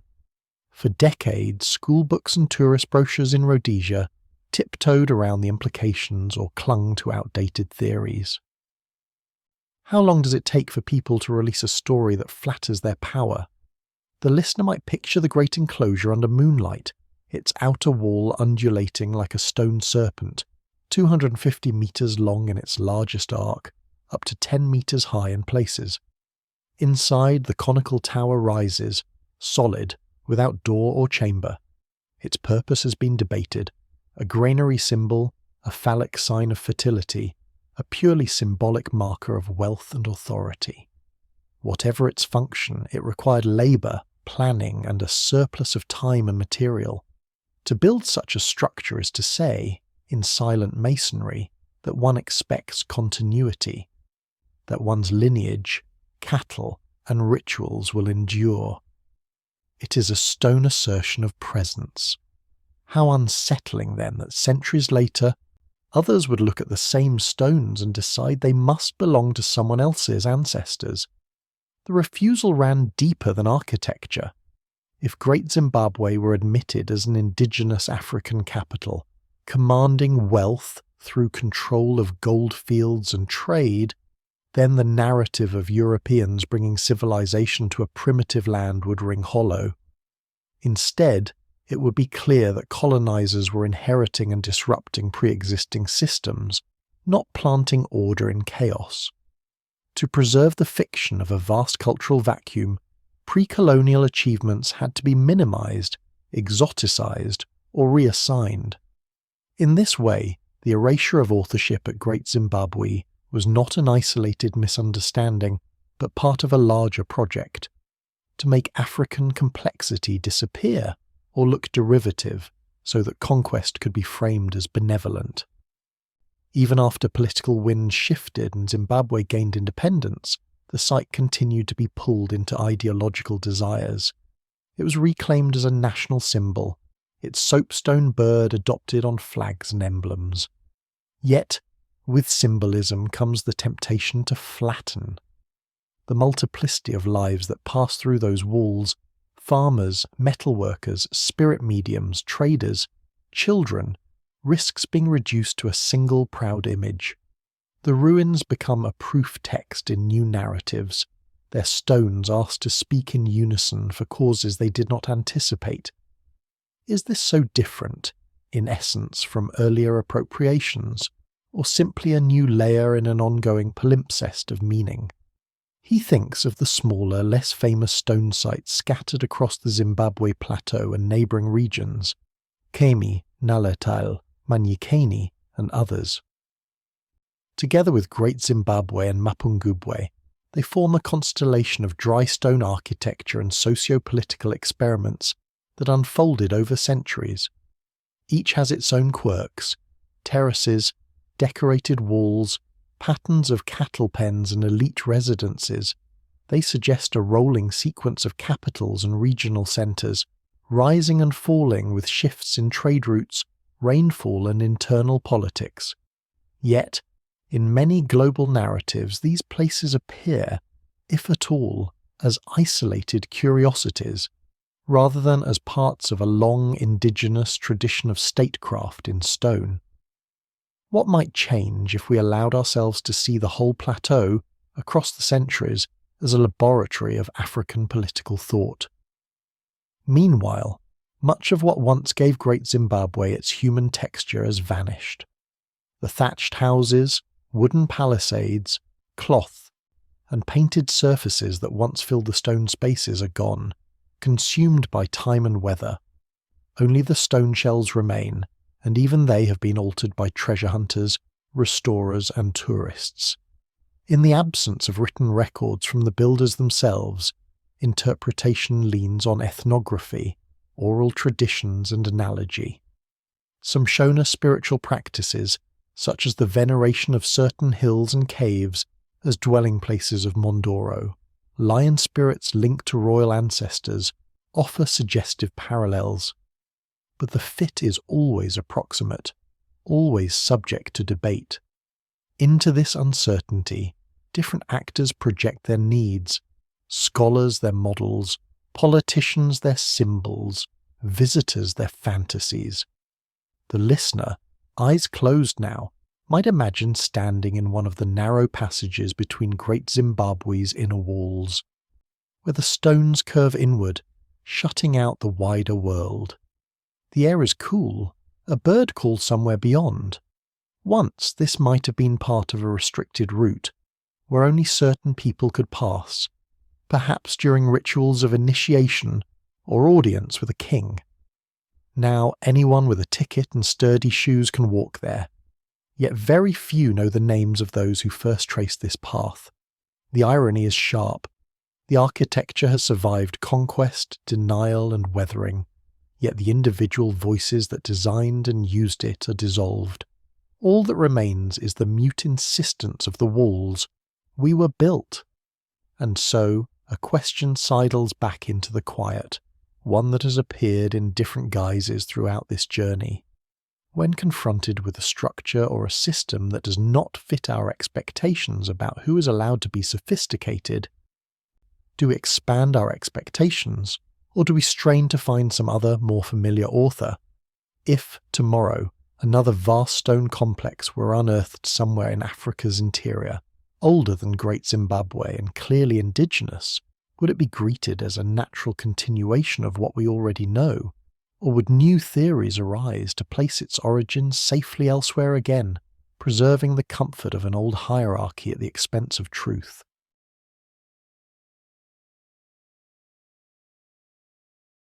After wandering through stone walls that were once denied their makers, the mind cannot help but follow the paths that wealth and rumour took when they left those hills. Gold, ivory, beads, cloth, all of it moved outward, along trails that eventually dissolved into coastal air.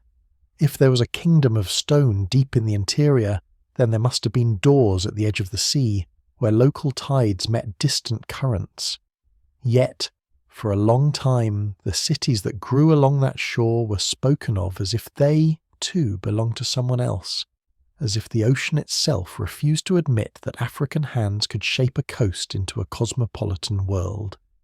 He lets the listener's thoughts drift eastward, across bush and river, until the land meets the Indian Ocean in a broken line of islands, inlets, and coral reefs. Here, from modern Somalia down to Mozambique, lies the Swahili coast, where for more than 1,000 years towns rose and fell in a rhythm set by monsoon winds. Names come like a soft incantation: Kilwa Kisiwani, Mombasa, Lamu, Pate, Gede, Sofala. Their foundations are coral rag blocks, quarried from ancient reefs and mortared into houses, mosques and tombs.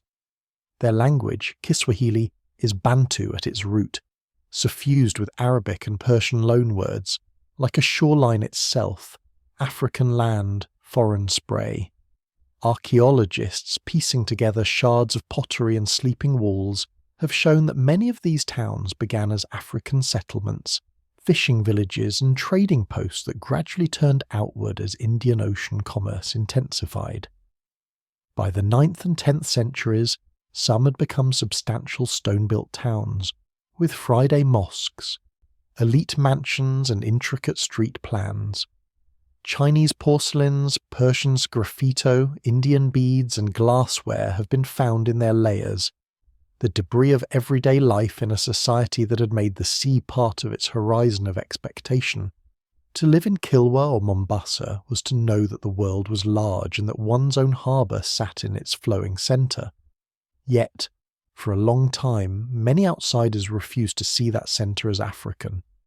When Portuguese chroniclers and later European scholars wrote about these civilized coastal cities with their Islam, their literacy in Arabic script, their carved doorways and merchant elites, they often leaned toward explanations that made them primarily Arab, Persian, or even Indian in origin.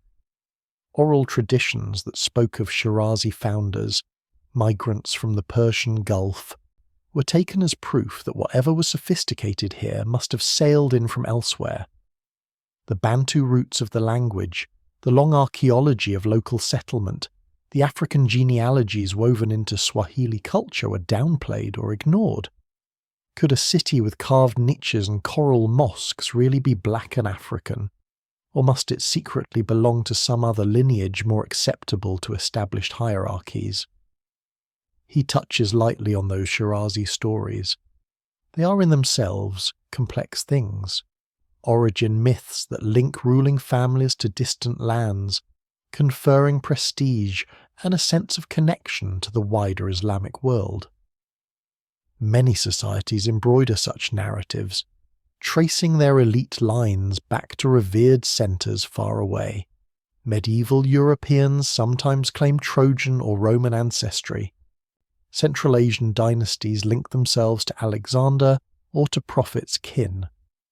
The Swahili were not unique in this. The problem arises when later interpreters take such stories literally, flattening them into racial scripts. Civilized traits belong to immigrants, while the native mass is implicitly cast as passive recipients. It becomes another way to deny local agency, even as the very language of the coast whispers in Bantu syntax that the land has never been a blank stage. Archaeological work over the last few decades has gently but firmly shifted the picture. Excavations show continuous occupation at many Swahili sites, from pre-Islamic, purely local phases into periods of intense overseas contact. Stratigraphic layers knit together African pottery, local architecture, and imported goods in ways that suggest not replacement but entanglement. coastal communities adapting Islam and Indian Ocean trade into pre-existing frameworks of kinship, shrine veneration, and land use. DNA studies, still tentative and debated, hint at mixtures that are real yet far from total. These are African societies with some foreign threads, not foreign colonies with African labour. The listener may picture Kilwa Kisiwani at its height in the 14th century, when the traveller Ibn Battuta stopped there and called it one of the most beautiful cities of its kind. Coral stone houses rose multiple stories, with inner courtyards and carved niches. The great mosque, expanded over generations, stood as a Friday gathering place for a merchant community whose ships reached as far as Yemen and Gujarat. Gold from places like Great Zimbabwe and copper from inland mines moved through Kilwa's ports, exchanged for textiles, beads and ceramics. The town's rulers minted their own coins, bearing Arabic inscriptions naming local sultans. The architecture is not a simple copy of Arabian models. It bends and adapts, responding to climate, to material, to older African ways of organising households and ritual. And yet, for generations, guidebooks and classroom summaries spoke of Arab towns on the East African coast, as if African involvement was secondary. Even the term Swahili, derived from the Arabic sawa'il, meaning coasts, could be twisted to imply that the culture was merely a coastal offshoot of foreign enterprise, not a synthesis grounded in centuries of African habitation. Some colonial administrators even tried to draw sharp lines between true Swahili, imagined as racially Arab or mixed, and African populations inland, assigning privileges and restrictions accordingly. Categories of blood and colour were layered over far older categories of clan lineage and town. The sea was used rhetorically to wash away Africanness from the most visibly prosperous spaces. He imagines, in the hush of the night, a Swahili mason in the 13th century, chipping patterns into a heavy wooden door. His tools bite into hardwood imported from across the ocean, yet the motifs he carves, rosettes, lattice work, Quranic calligraphy, are received through a local eye, placed in conversation with coastal tastes and meanings. Around him, people speak Kiswahili in the streets, sprinkle Arabic phrases in prayer and trade, consult elders whose authority runs back through generations of settlement along those same lagoons. To reduce such a world to Arab trading post is to erase the specific thickness of its African ground.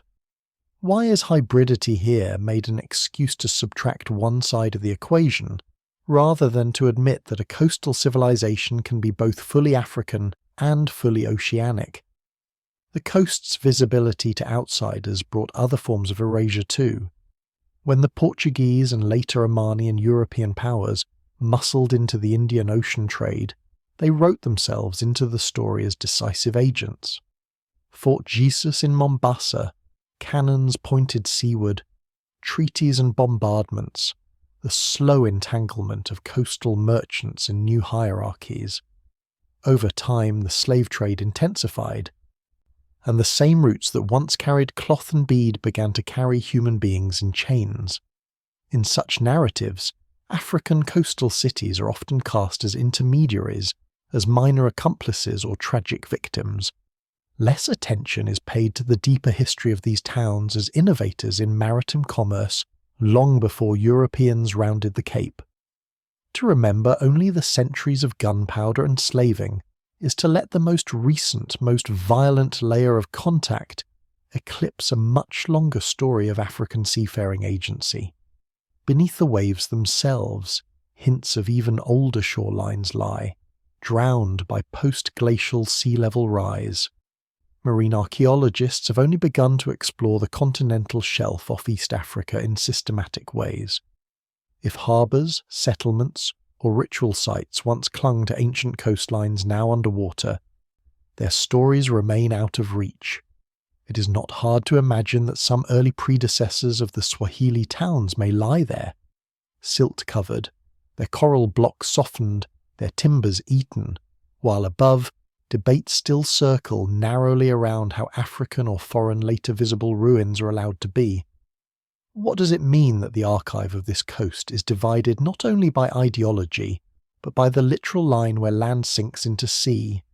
The listener might picture, just before sleep thickens fully, the soundscape of an older Swahili town at dawn, the call to prayer floating from a small minaret, the creak of a dhow's timbers as it leans with the outgoing tide, the chatter in market lanes as women lay out fish, coconuts, cloth, the scratch of a reed pen as someone copies a text in Arabic onto palm leaf.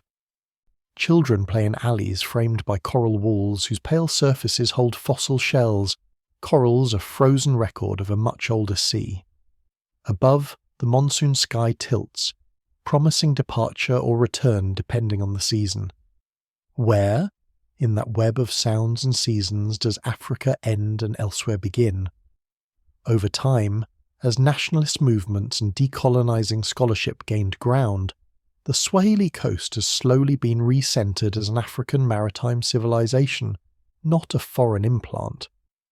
But old narratives are stubborn. Tourist brochures still sometimes sell an exotic blend of Arab, Persian and African influences, as if the core were imported spice. Academic debates still wrestle with terms like indigeneity and diaspora, trying to capture a past that does not fit comfortable frames. Even now, when new excavations reveal earlier than expected stone architecture or deeper inland links, the news can feel like a quiet surprise, as though we were discovering an exception to a rule, rather than a manifestation of a pattern we have repeatedly refused to accept.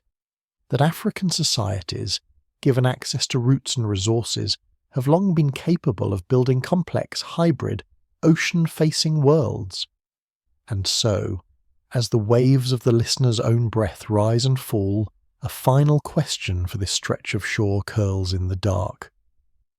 When we look at these coral towns, at their arches and courtyards and worn thresholds, will we finally allow ourselves to see them as Africa looking steadily back at the sea, setting its own terms of connection?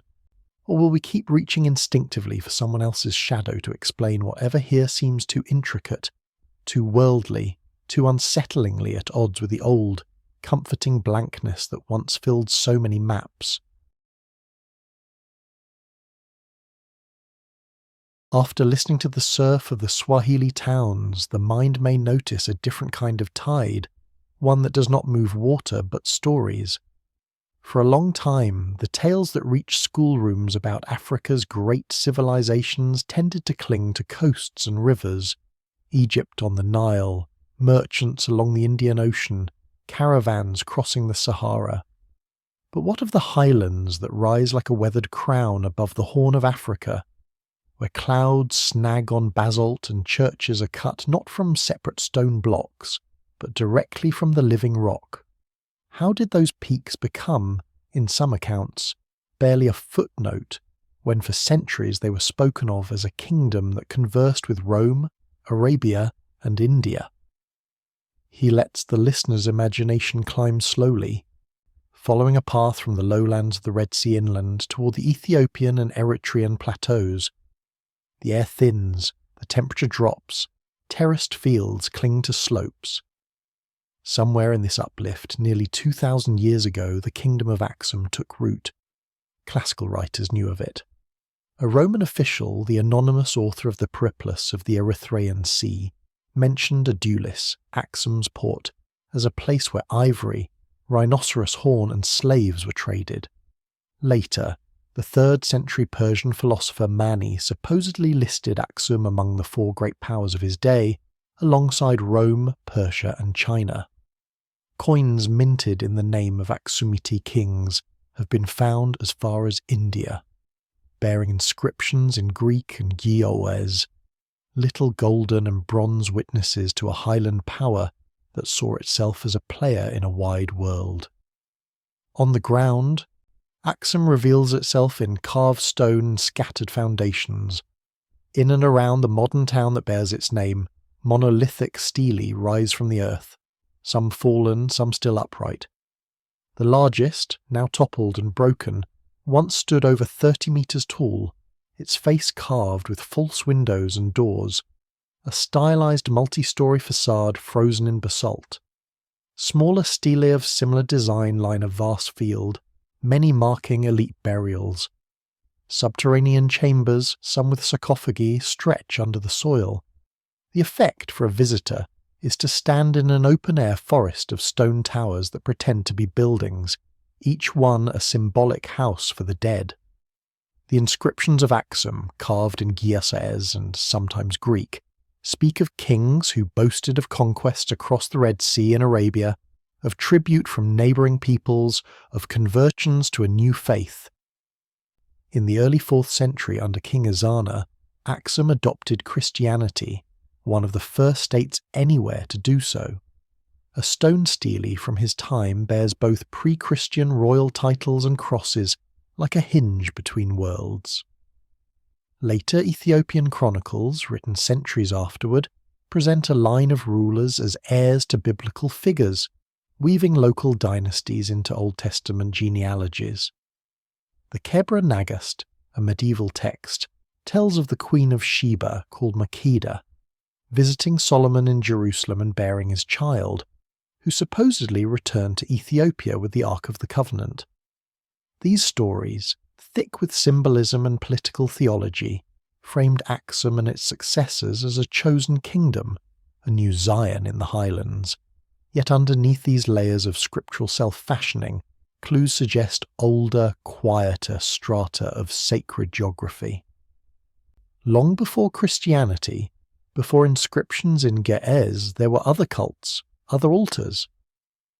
Archaeologists working at sites like Yeha, east of Aksum, have uncovered a large stone temple dating to around the 7th century BCE, dedicated perhaps to a deity known as Almaka, a god also venerated in the Sabian culture of South Arabia. The temple's masonry, with its tight-fitting ashlar blocks, echoes techniques seen across the Red Sea, hinting at ancient connections between the Horn and Yemen. Nearby, inscriptions in South Arabian script speak of rulers and offerings. It appears that the highlands were already part of a trans-Red Sea cultural sphere centuries before Aksum rose. But the story is not one of simple importation.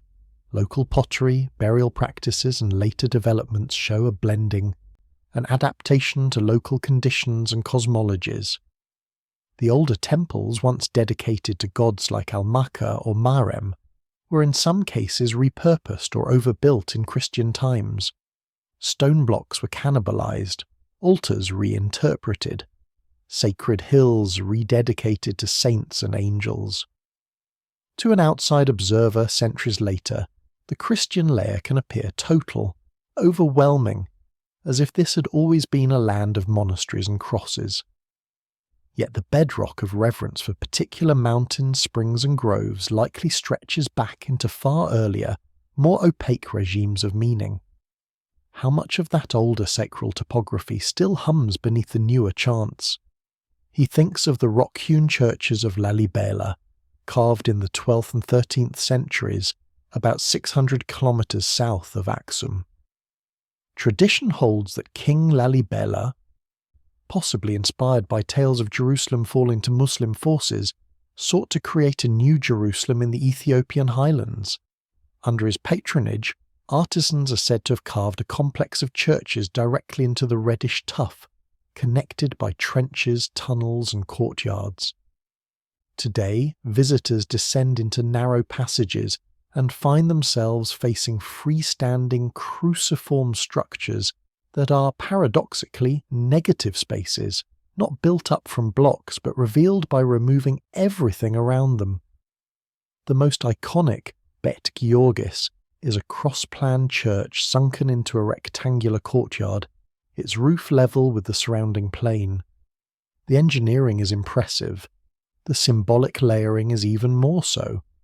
Processional routes mimic the topography of biblical Jerusalem as interpreted through Ethiopian lenses, with names like the River Jordan given to channels of water. Pilgrimage routes link Lalibela to older Aksumite centres, and to other monastic complexes perched on vertiginous cliffs. Caves that may have held pre-Christian hermits or earlier shrines are folded into a Christian network of sanctity. To stand in those dim interiors, light filtering in from rock-cut windows, is to feel how thoroughly faith has been carved into landscape. But one might also feel a smaller, nagging question.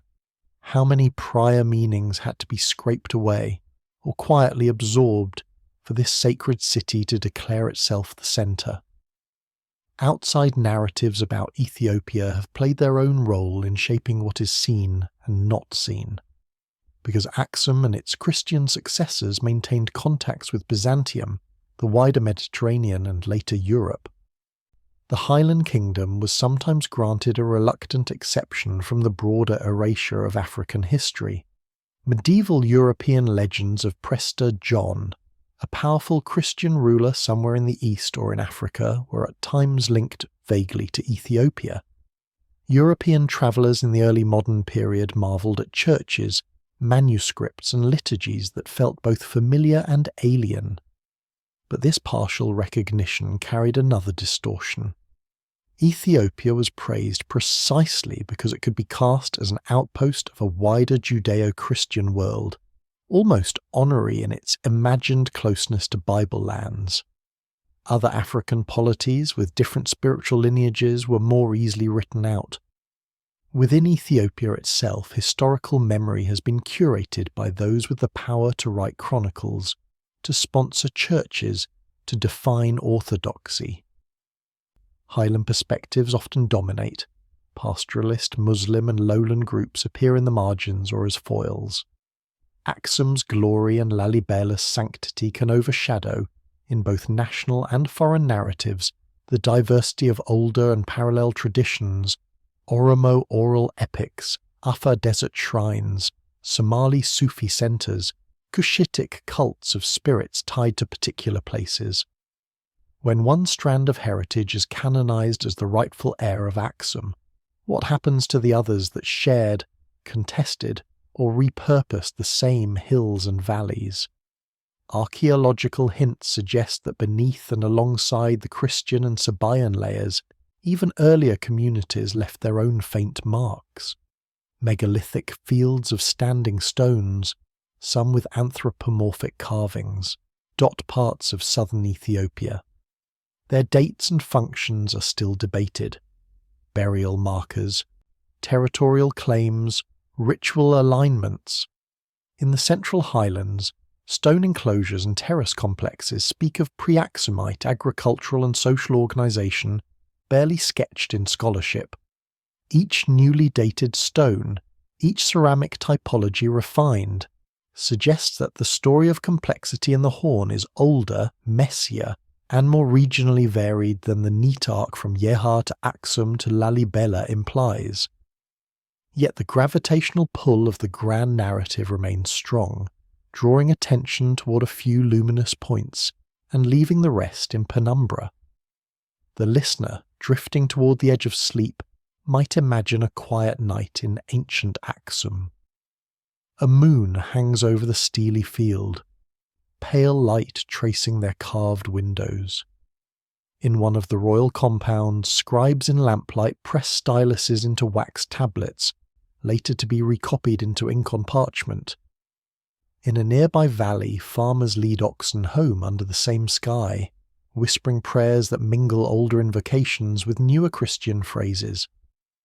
Far from the city, on an isolated ridge that has been sacred since before anyone remembers, an elder tends a fire, making offerings not recognized in royal inscriptions. Which of these gestures will foreign historians choose to record? Which will later churchmen condemn or domesticate? Which will vanish entirely, leaving only an oddly placed stone or a half-remembered song? Perhaps that is the most persistent unease in these highlands, not that there is no record, but that the record is heavy with choices. Coins announce certain kings while ignoring others. Chronicles frame victories as providential and defeats as punishments. Rock-hewn churches declare some spaces holy while letting other, Older shrines crumble into anonymity. Even archaeology, when it arrives, must decide which mounds to dig, which lintels to measure, which oral accounts to trust. So the question that lingers, softly but stubbornly, is whether the story of Aksum and its descendants has been narrowed not only by outside disregard, but also by insider zeal, both sacred and secular, and if a still older sanctuary, a different lineage of power, were to emerge from under these layered devotions, would anyone be ready to hear it, without immediately folding it back into the same familiar tale?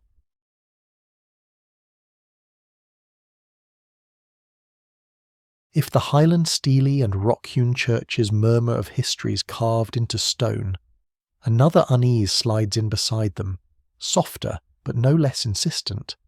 What of those stories that were never meant to be fixed in rock or parchment at all? What of the pasts entrusted to breath, to rhythm, to memory trained and retrained in living bodies? The listener balanced on the lip of sleep may feel that earlier question from the highlands bending into a new shape. If the written record is heavy with choices, what happens when the record itself is a voice, and the hands that would erase it decide to still the tongue instead of burning the scroll? He lets the mind drift away from basalt and marble, away from coins and chronicles, and into a circle of night where the archive has a pulse. In a West African village, under a broad tree whose roots buckle the earth, people gather as darkness thickens. The elders sit close, the young stand at the edges listening. From within the circle steps a griot, or gili, the hereditary custodian of genealogies, news and praise. He or she carries a kora, a lute, or only a voice. It scarcely matters. The performance that follows is not just entertainment. It is a recitation of lineages, battles, migrations, pacts and betrayals, threaded with proverbs and metaphors. Names of kings, clan founders and strangers who became kin fall from the tongue in a cadence honed over generations. To outside ears, this might once have sounded like myth, folklore, song. For those within the circle, it is something else, a living record that binds present obligations to past deeds. Among Mandé peoples, griots memorize intricate genealogies stretching back centuries, linking contemporary figures to founders of Mali, Kayabu, Jolof. They know not only who begat whom, but who sheltered whom in famine, who broke an oath, who paid bride wealth late. Details that silently anchor land rights and political claims. A misremembered name can shift the weight of an argument. A suppressed episode can change whose grievance is seen as legitimate. In such a world, to control memory is to control the map, even if no line is ever drawn on paper. He considers how differently this kind of archive ages compared to a stone stele. A voice must be renewed in each generation. A griot's training can take decades. Apprentices listen to their elders recite at weddings, funerals, naming ceremonies, night councils. They practice alone, repeating sequences until they become as familiar as breathing. Certain formulas, certain metaphors serve as anchors, mnemonic hooks on which hundreds of names can hang. The story is both stable and fluid. Core episodes are preserved with almost liturgical precision, while details, commentaries and emphases shift with the needs of the present audience. If a lord grows oppressive, his praise may be recited with a slightly bitter edge. If a lineage seeks reconciliation, forgotten acts of generosity can be resurrected from half-sleeping corners of the narrative. Where, in such performance, does history end and politics begin? Similar logics beat quietly in other African systems that outsiders have often described solely in spiritual terms. Among Yoruba-speaking peoples, the corpus known as Ifa encompasses hundreds of odu, each a pattern of broken shells or palm nuts that, when cast and interpreted by a babalawo, guides divination. Each Odo is associated with dozens or hundreds of verses, narratives, sayings, parables about gods, ancestors, traders, lovers, wanderers. When someone consults Ifa, the priest does not simply pronounce a fate. He recalls or improvises from this vast mnemonic ocean, tailoring old stories to new circumstances. Hidden within those verses are recollections of migrations, droughts, wars, the founding of towns, the deeds of real or mythologized figures whose identities blur over time. To see Afar only as religion is to overlook its archival function. It encodes empirical knowledge about herbs, seasons, character types. It preserves, in compressed poetic form, social memories that would otherwise vanish. Yet, because these memories travel under the sign of divination, many colonial observers dismissed them as superstition, something to be suppressed rather than consulted. Missionaries burned divination trays and banished priests, not realizing that they were, in effect, shredding libraries written in an unfamiliar script of sound and symbol. Later, some anthropologists, more sympathetic, began recording and translating Ifa's verses, publishing them as literature or ethnography. But how many lineages, how many local variants, had already thinned, eroded by ridicule or fear?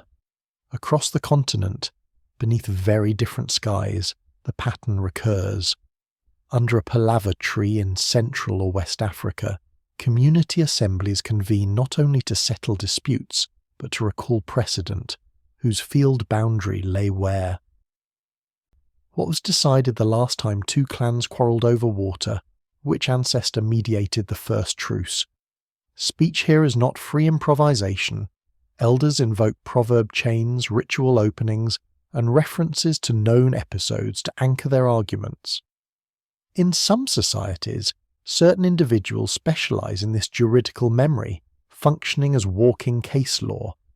To silence them, or to scatter their communities, is to scramble the jurisprudence of generations.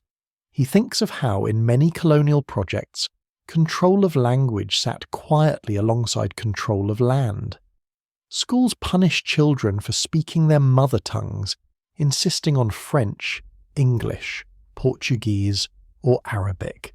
Missionaries translated the Bible and catechisms, sometimes giving written form to local languages for the first time, but often doing so while stigmatizing older oral genres as pagan.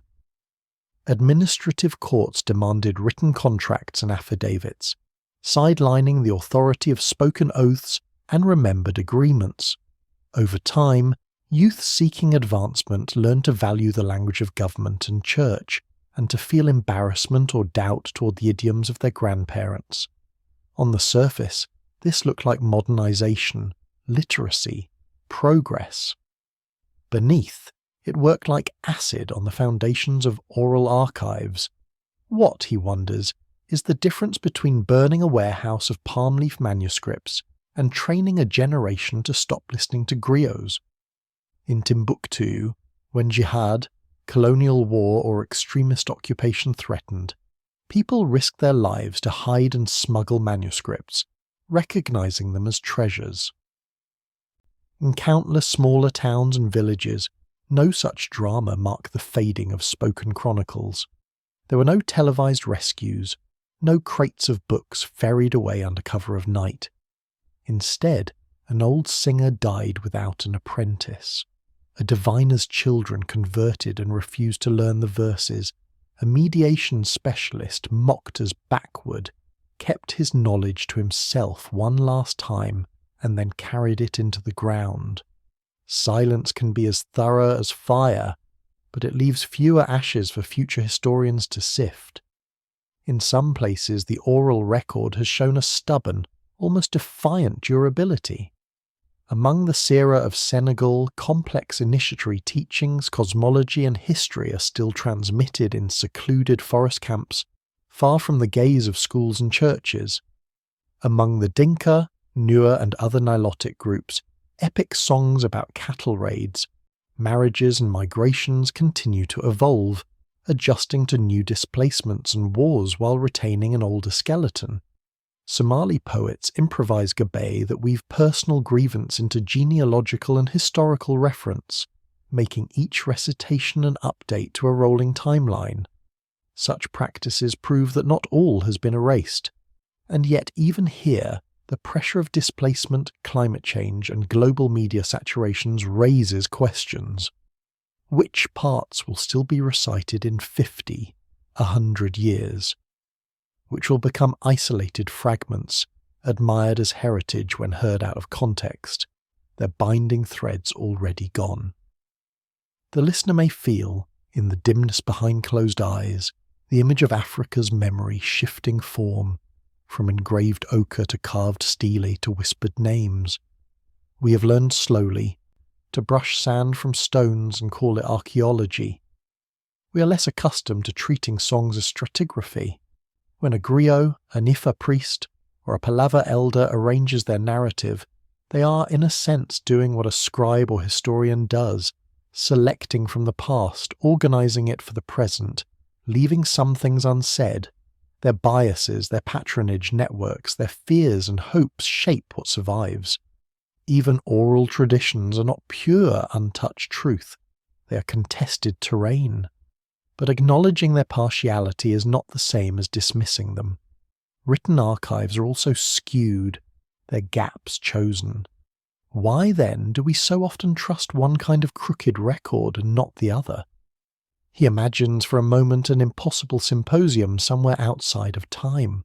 A Nubian scribe from Aksum's orbit, a griot from pre-colonial Mali, a Yoruba babalawo, a Swahili chronicler, a San elder from Sodolo, all sitting under a single vast tree. Each holds a different tool stylus, kora, divination chain, reed pen, story staff, and each insists that without their medium the past will rot. The scribe fears oral distortion. The griot mocks dead ink. The diviner claims that only the gods can reveal the pattern. The chronicler demands dates. The elder shrugs and points to the hills, saying the land remembers. Who, listening from the shadows, will decide which of them counts as a historian? Whose testimony will be cited in the footnotes of some future book, and whose will be filed under legend and quietly dropped? As the listener's breathing slows, another quieter question curls against the mind. If it is true that conquering powers once burned libraries, is it any less grave that others simply redirected children's ears? And if, in the coming years, more recordings, transcriptions, and digital archives try to capture what is left of these oral worlds, will they be treated as equal partners in rebuilding the continent's forgotten timelines, or once again as colourful background, a decorative murmur behind a story still written primarily in someone else's script?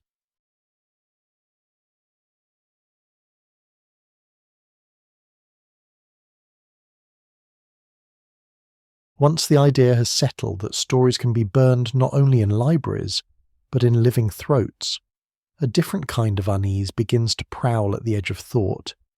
If so much of Africa's past has been ignored, misread or silenced, what happens when people, hungry for restitution, reach beyond the available evidence and begin to weave bolder, stranger tapestries?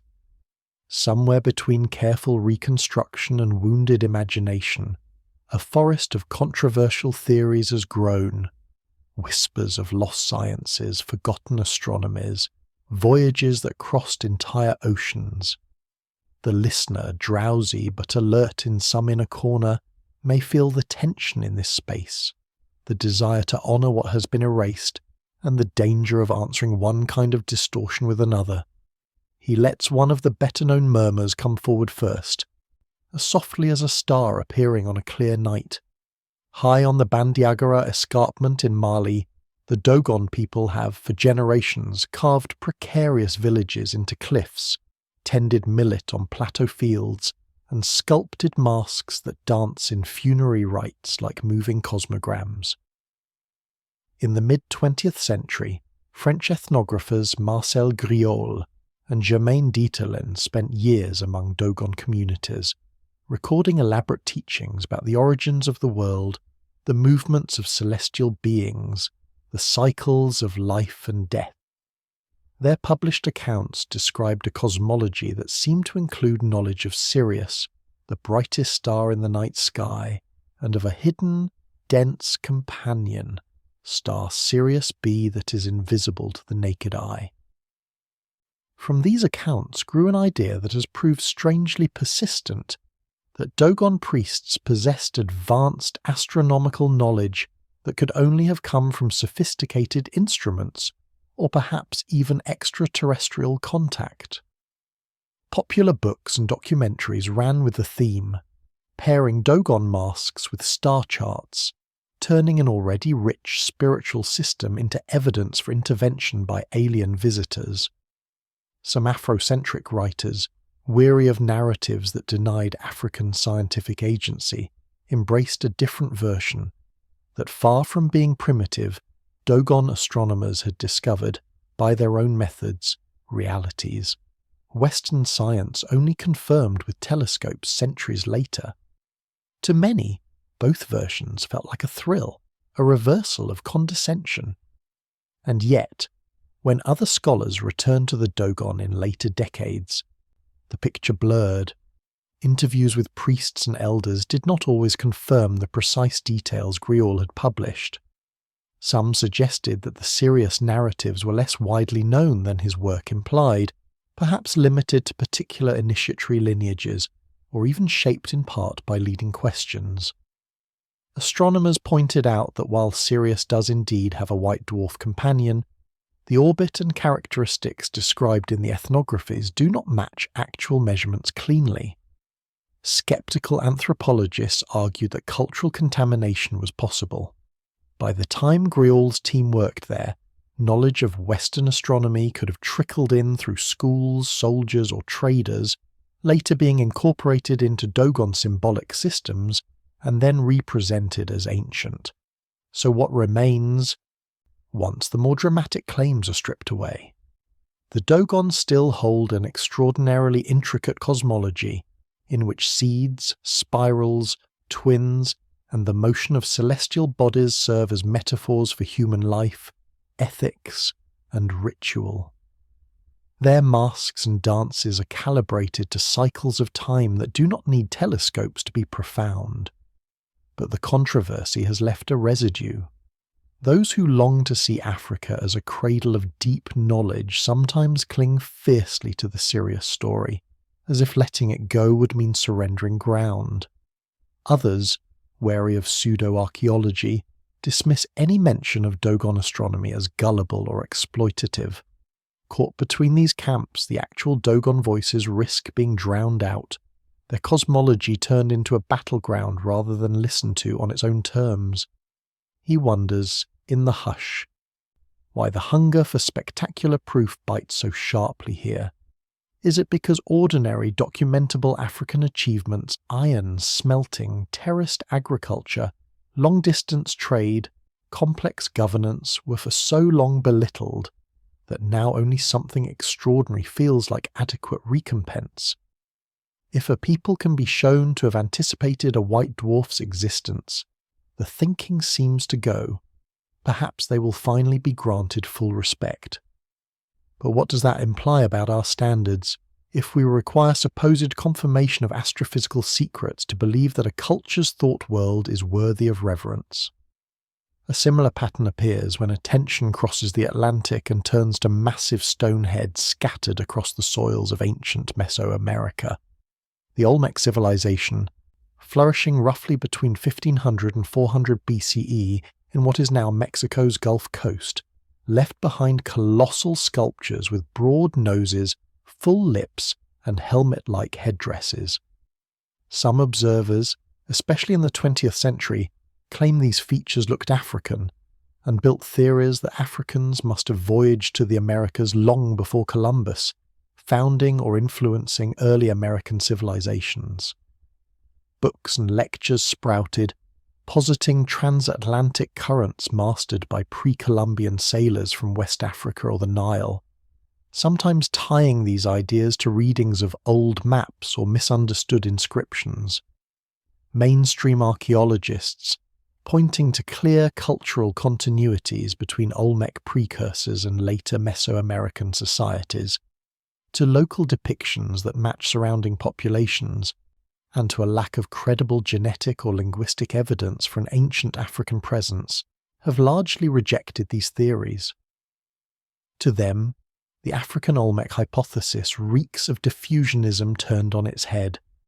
Instead of Europe claiming to have seeded the world, now Africa is cast as the sole source of monumental genius everywhere. They note that human facial variation is wide. To see Africanness in every broad nose is to project a modern racial taxonomy backward onto very different worlds. And yet, those who advance such ideas are not always motivated by idle fantasy.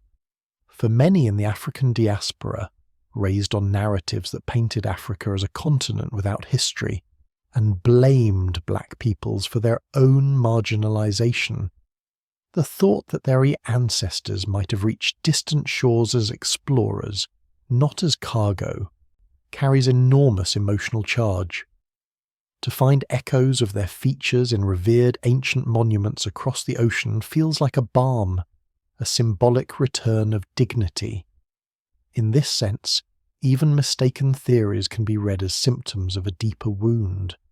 The need to see Africa as subject, not object, as origin, not merely endpoint. Between the skeptical and the yearning, the evidence sits quietly. There is some documentation that West African sailors, particularly in the medieval Malian Empire, possessed riverine and coastal navigation skills, and a late account by the Arab historian Al-Omari repeats a story that a Malian ruler sent a fleet westward across the Atlantic, never to return. Some point to this as proof of pre-Columbian voyages, though no archaeological trace in the Americas has yet confirmed such contact. Other lines of evidence, similarities in crops, myths, or motifs are debated, easily explained by convergent evolution of ideas or by later contacts. Each time, the pattern repeats. Absence of decisive proof is read by some as censorship or willful blindness, by others as license to speculate unchecked. He does not resolve these quarrels. Instead, he lets them echo against an older, more unsettling question. Why do so many find it easier to imagine Africans as authors of someone else's civilization than to accept the full complexity of civilizations on African soil itself? Why seize on marginal possibilities of African Olmecs or ancient astronauts, while Great Zimbabwe, Nok, Mapungubwe, Dartichit, Aksum, and the Swahili towns often remain half-known? Is there an unspoken preference at work, even among those who champion Africa, for making greatness portable, almost miraculous, rather than grounded in everyday terrestrial labour? The Dogon-Sirius debate, the Olmec arguments, the theories of Egyptian ships crossing oceans or black sailors mapping currents long before European charts, all share a certain gravitational pull. They invert the older colonial story without necessarily escaping its structure. Instead of a Europe that seeds civilization everywhere, we get an Africa that secretly underlies all achievements, a hidden hand writing in scripts that others falsely claim. The motive may be different, even just, but the pattern remains oddly similar. Complex societies are never allowed to be multi-origin, polycentric, emergent in parallel. Someone must be first, someone must be master. The listener, eyes closed, might picture a table strewn with fragments, a Dogon mask, an Olmec head, a Nuk terracotta, an Ifa divination tray, a Swahili coin, a great Zimbabwe bird, a Blombos ochre, a Mapungubwe gold rhino. Different hands reach in, arranging them into competing patterns. One layout draws straight arrows from Africa to the Americas and beyond, claiming everything radiant as proof of a single ancestral genius. Another pushes some pieces aside, insists that only Greece, Rome or Mesopotamia matter. A third tries, fumblingly, to see a web instead of arrows, a conversation instead of a sermon. Over and over, the same pieces are picked up and put down, while whole other fragments lie ignored at the edge of the table, never chosen for any design. Perhaps the most haunting thought, as sleep leans closer, is that both extremes, the denial of Africa's past and its inflation into an omnipresent hidden architect, may serve, in different ways, to avoid a more demanding task. To accept that civilizations are many, that origins are plural, that brilliance and brutality flicker in every region, is to surrender the comfort of simple moral geometry. It means acknowledging that African histories include both victims and conquerors, both innovators and imitators, both luminous insights and terrible mistakes like any other regions. It means letting Africa be human, not myth.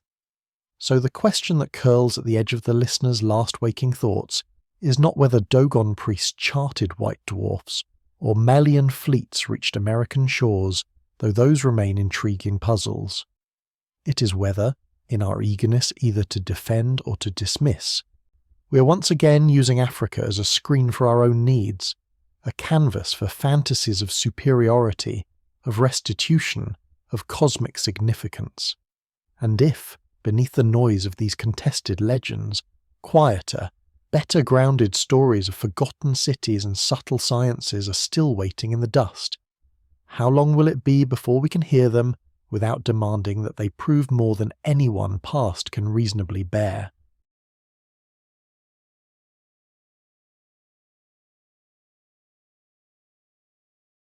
Once the quarrels over stars and stone heads have been laid aside, another kind of disquiet rises in the dark, slower and more impersonal. If people can misread the past out of bias or longing, there's also the heavier possibility that whole chapters vanished, not because anyone chose to erase them, but because the ground itself shifted, the sky changed, the water rose or fled. The listener, lying still, may feel this as a different weight, not the sharp sting of deliberate distortion, but the deep, cold pressure of forces that do not care whether their movements take libraries, villages, and languages with them. What happens to memory when the stage on which it is performed is itself pulled apart? He lets the mind drift back to the Green Sahara, to Nabta Playa's vanished lake and Tassilis painted swimmers, but this time with a new emphasis. It is comforting in a way to imagine that if only we had listened better, respected griots more, funded more excavations, all the missing pieces would fall into place. Less comfortable is the notion that some pieces are gone because the climate that sustained them tipped into a different state entirely. Paleoclimatologists chart shifts in monsoons, volcanic winters, multi-century droughts, all moving on timescales that outstrip any dynasty. The African humid period ended not with a single cinematic storm, but with gradients of drying, lakes shrinking from their shores, rivers stuttering, herds thinning. People adjusted, migrated, or died. Their descendants told stories of lost waters and cursed lands. The sediments recorded the shift without comment.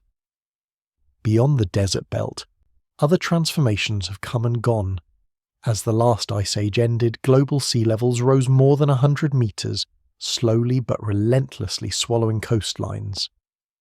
Africa's continental shelves, which are now hidden under waves, once held river mouths, wetlands, and flat ground that would have been tempting places to settle. Off the coasts of North Africa, West Africa, and the Horn, drowned channels still snake across the seafloor, visible in sonar maps. Marine archaeologists focusing on Mediterranean and European waters are only beginning to extend systematic searches along African shelves. If villages, shrines, or even small towns once stood there, their remains now lie under meters of sediment and salt, difficult and expensive to reach. The listener may feel a quiet vertigo at this thought. For every Mapungubwe hill that rises above ground, how many level, low-lying communities simply followed their retreating shorelines upslope, leaving their earliest layers to be erased by the sea? If so, then some of the sudden appearances of complexity in our record may be illusions, the visible continuation of lineages whose coastal roots are now invisible. In that light, the Swahili stone towns, the Nile Delta settlements, even prehistoric fishing communities along West Africa's Gulf of Guinea might be only the latest tiers of a much older stack, their predecessors entombed where we cannot yet easily dig. The gaps in our timelines may be not just intellectual oversights, but physical amputations. Further inland, Africa's rift valleys tell a different story of rupture.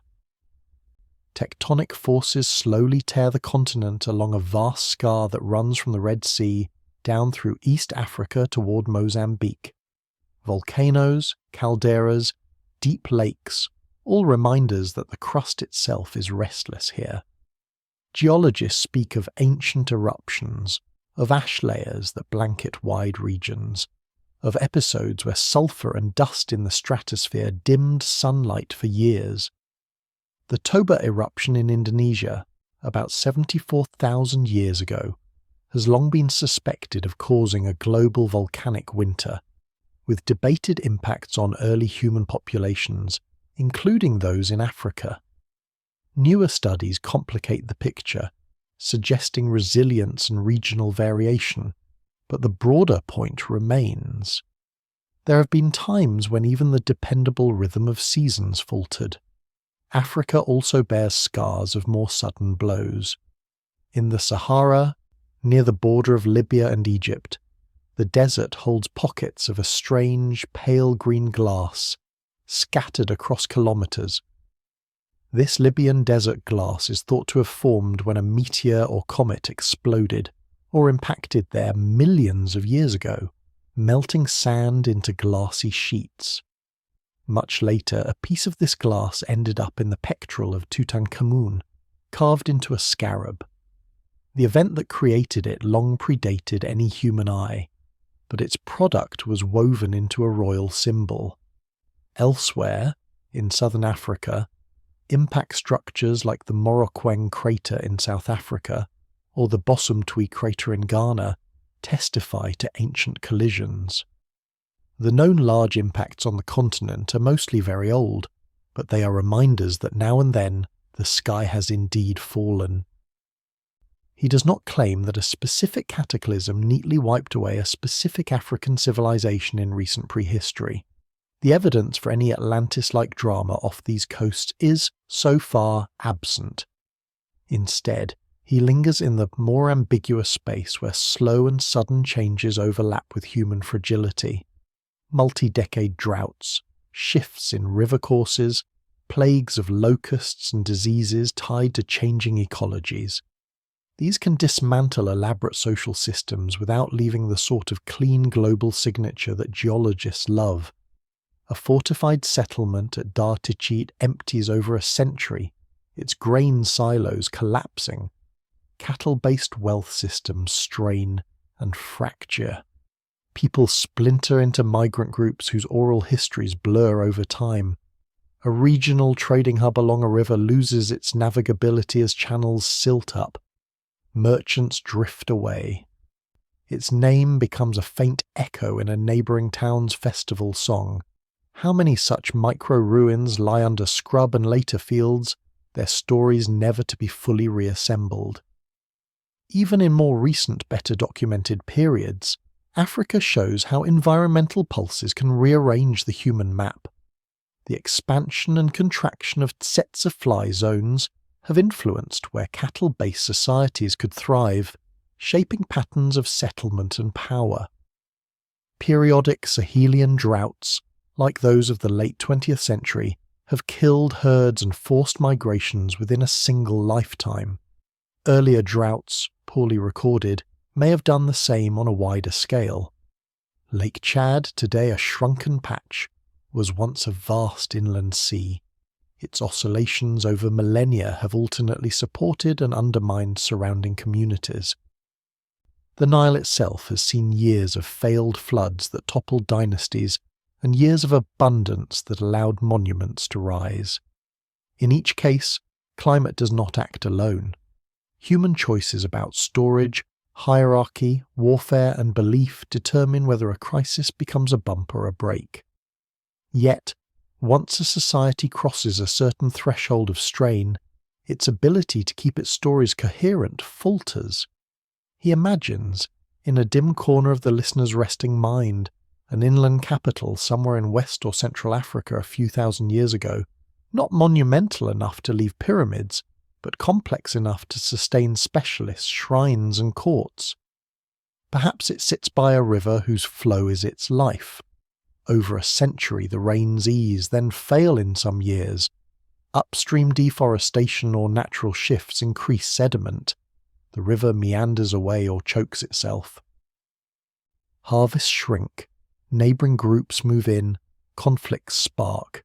Priests perform rituals to call the water back. Some are blamed when it doesn't return. Young families slip away quietly at night, heading toward more reliable valleys. Within 3 generations, the city is a scatter of walls. Within 5, it is a hunting ground. Within 20, it is a myth about a proud people who angered the sky. Within 50, even that story is folded into other tales, its precise coordinates lost. Later, a colonial survey map notes only a ruin or nothing at all. A satellite pass registers a faint pattern of soil discoloration.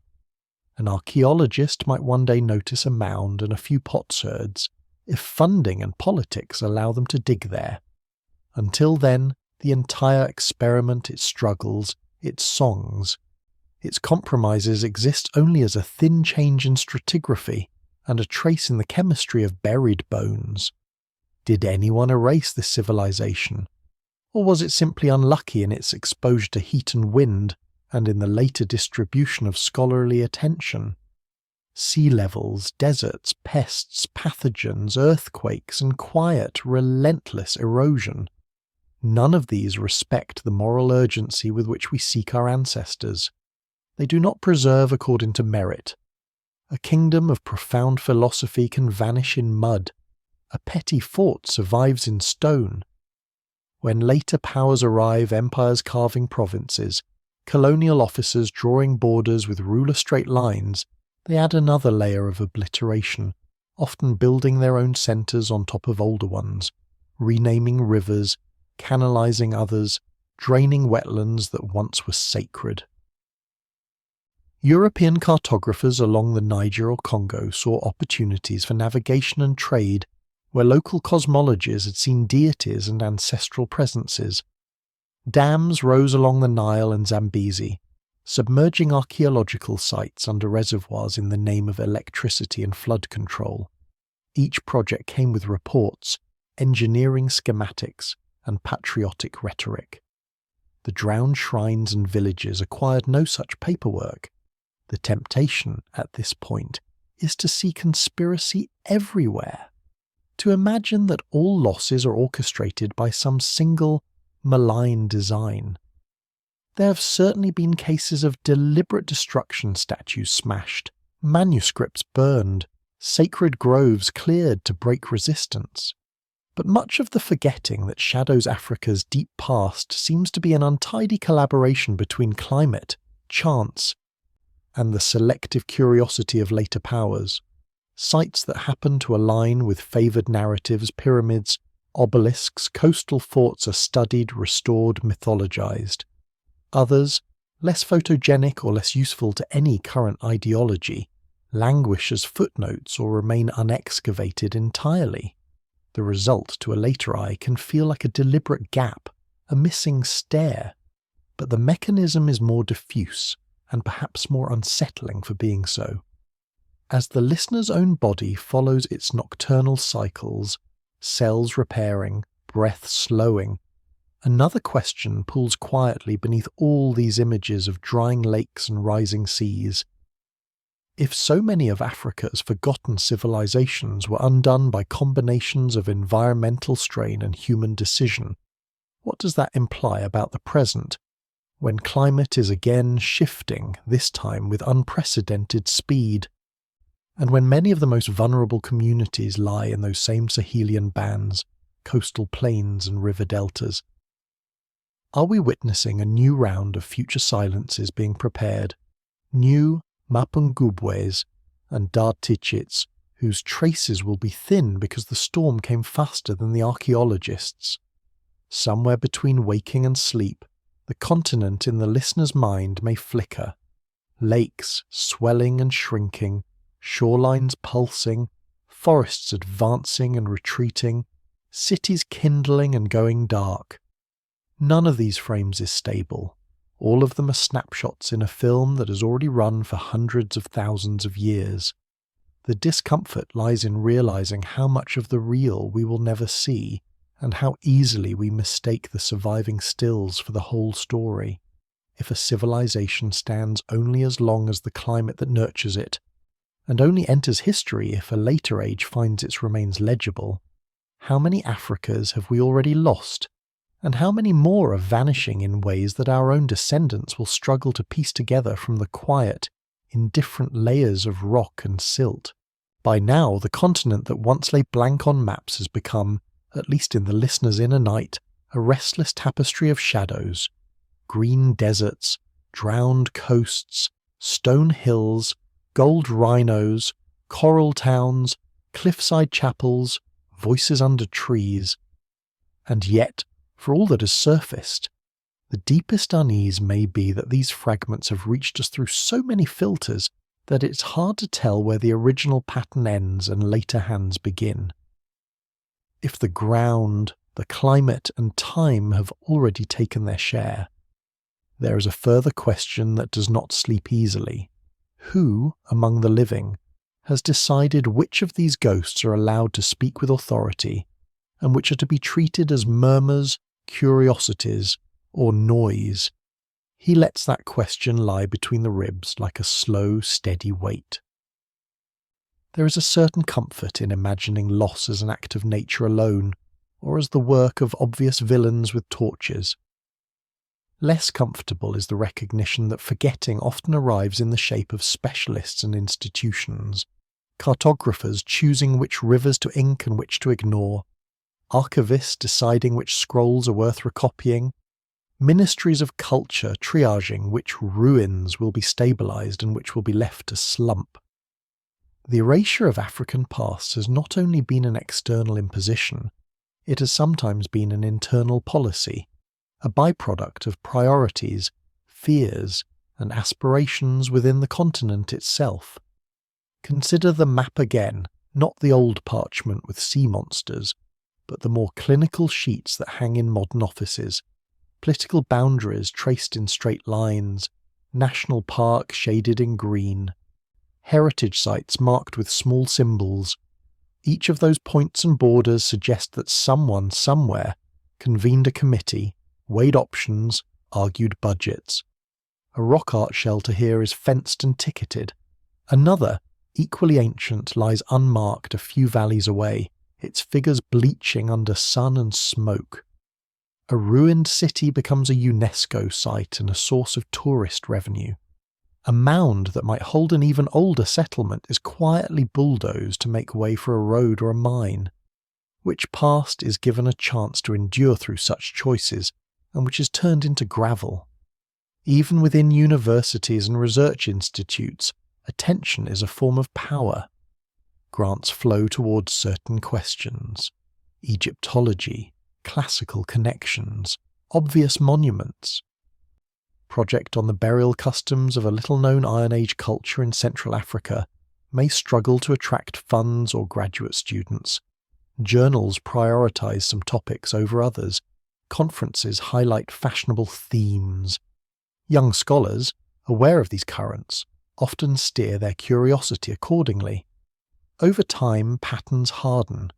Whole regions become data poor not because the ground there is empty, but because no one was paid to look closely. The silence of an area on the archaeological map is then cited as evidence of its historical insignificance, completing the circle. He thinks too of how nation-states, emerging from the violence of colonial rule, have sometimes felt compelled to craft streamlined origin stories. In the rush to build unity, certain ethnic narratives are elevated as foundational, others relegated to the margins or pressed into awkward supporting roles. A pre-colonial empire that once dominated a region may be cast as heroic ancestor or as oppressor, depending on who writes the textbooks. Monuments erected by rival lineages can be left to decay, or reinterpreted, their meanings painted over with new plaques and flags. The danger here is subtle. In trying to escape one imposed flattening, new polities may inadvertently create another, compressing the diversity of African pasts into a narrow corridor that leads neatly to the present regime. Religious movements too have added their own layers of selective memory. Missionaries, in their zeal to plant new faiths, destroyed shrines and sacred groves, mocked ancestral rites as idolatry, and encouraged converts to sever ties with certain ritual specialists. Reformist waves within Islam similarly targeted Sufi lodges and local St. cults, clearing away practices seen as heterodox. In both cases, the explicit goal was spiritual purification, moral reform. The collateral effect was to strip away archives of practice and knowledge, medicinal lore encoded in offerings to particular spirits, taboos that preserved certain forests, genealogies recited only during banned festivals. Even as printed Bibles and Qurans multiplied, older, more place-bound records thinned. Which of these losses were lamented, and which were praised as progress? Beyond the continent, the machinery of global knowledge production has quietly shaped which African stories are considered worth repeating. Textbook authors in distant countries, balancing limited space. Choose a handful of examples to represent Africa's past. Egypt, perhaps Great Zimbabwe, maybe one Sahelian empire. Aksum might appear in a sidebar, Nok, Dartichit, Mapungubwe, or Sodilo seldom do. What is left out does not so much disappear as fail to enter the mental maps of millions of students who grow up with a pre-edited sense of which ruins matter. Later, when these same people become journalists, museum visitors, policymakers, they carry that truncated map inside them and act accordingly. Meanwhile, popular media looks for images that are quickly legible. Pyramids against sunset, giraffes on savanna, masked dancers, conflict. A subtle scatter of potsherds in a ploughed field, a faint earthwork half lost in shrubs, a ritual known only to 20 elders in a remote valley. These are harder to photograph, harder to package. They slip through the net. Even well-meaning documentaries about hidden Africa can, in their need to capture attention, skew toward the spectacular, repeating the cycle in a more sympathetic key. In this way, the continent's forgotten civilizations risk being ignored twice, first by the forces that help dissolve them, and then by an attention economy that prefers sharp silhouettes. The listener, almost asleep now, might see, behind closed eyes, a dim hall lined with shelves. On one side, books, maps, films, museum labels, each representing a decision to fix some piece of the past in public memory. On the other side, boxes never opened, tapes never digitized, field notes mouldering in drawers, sites mentioned once in a local report and then never revisited. In the space between, living elders whose stories were never recorded, artisans whose techniques died with their wrists, unwritten treaties that no one now fully recalls. To imagine history as the sum of what survives on the shelves is to ignore the quiet avalanche of what never made it there.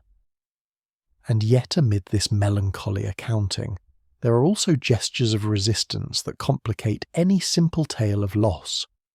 Local communities lobbying to protect a rock art site from quarrying, graduate students choosing to work on unfashionable regions despite career risks, archivists in coastal cities racing floods to move old records to higher ground, villagers quietly maintaining rituals at ancestral stones, even when officials dismiss them as superstition, an elder deciding, against years of secrecy, to share a lineage song with a younger relative before it is too late. These acts may not restore what is gone, but they alter the trajectory of what might yet vanish. Who, then, are the real custodians of memory? The famous institutions, or these scattered, often anonymous hands? He imagines, as a kind of symbolic counterweight to all the earlier maps, a different sort of chart slowly forming in the dark. Not a neat projection with borders and labels, but a shifting constellation of lights corresponding to every place on the continent where someone, right now, is keeping a fragment of the past alive. A grandmother telling a migration story, a field worker marking GPS points at a mound, a mason repairing a crumbling shrine with whatever materials he can find, a teacher slipping a band hero's name into a lesson, a child tracing an ancestral symbol in chalk, not yet knowing its full meaning. This map would show not where ruins stand, but where remembrance breathes. How different would Africa's image be if that were the standard against which aliveness was measured? Of course, even this vision has its own danger, the temptation to romanticize persistence and overlook the grinding inequalities that shape who can afford to remember.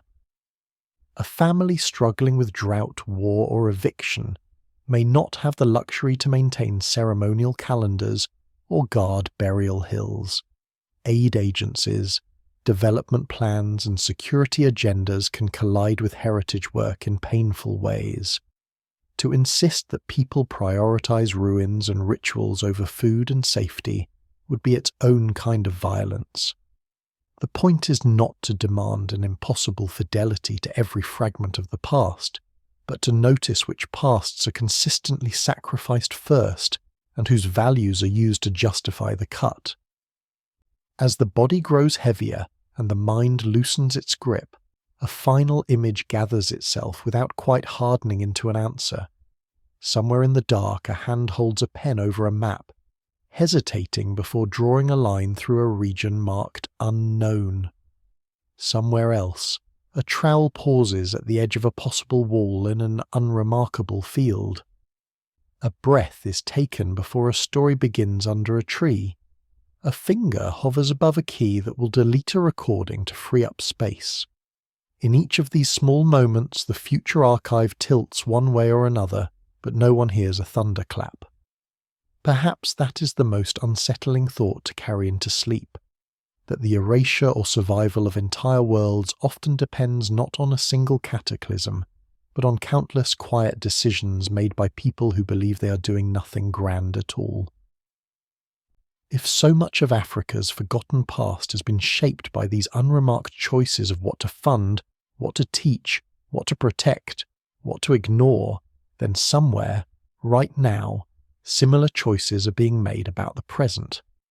When those choices harden into someone else's history books, will they portray this age as one that finally learned to listen to the continent's buried voices, or as just another hand that drew comfortable blanks where the most difficult stories should have been,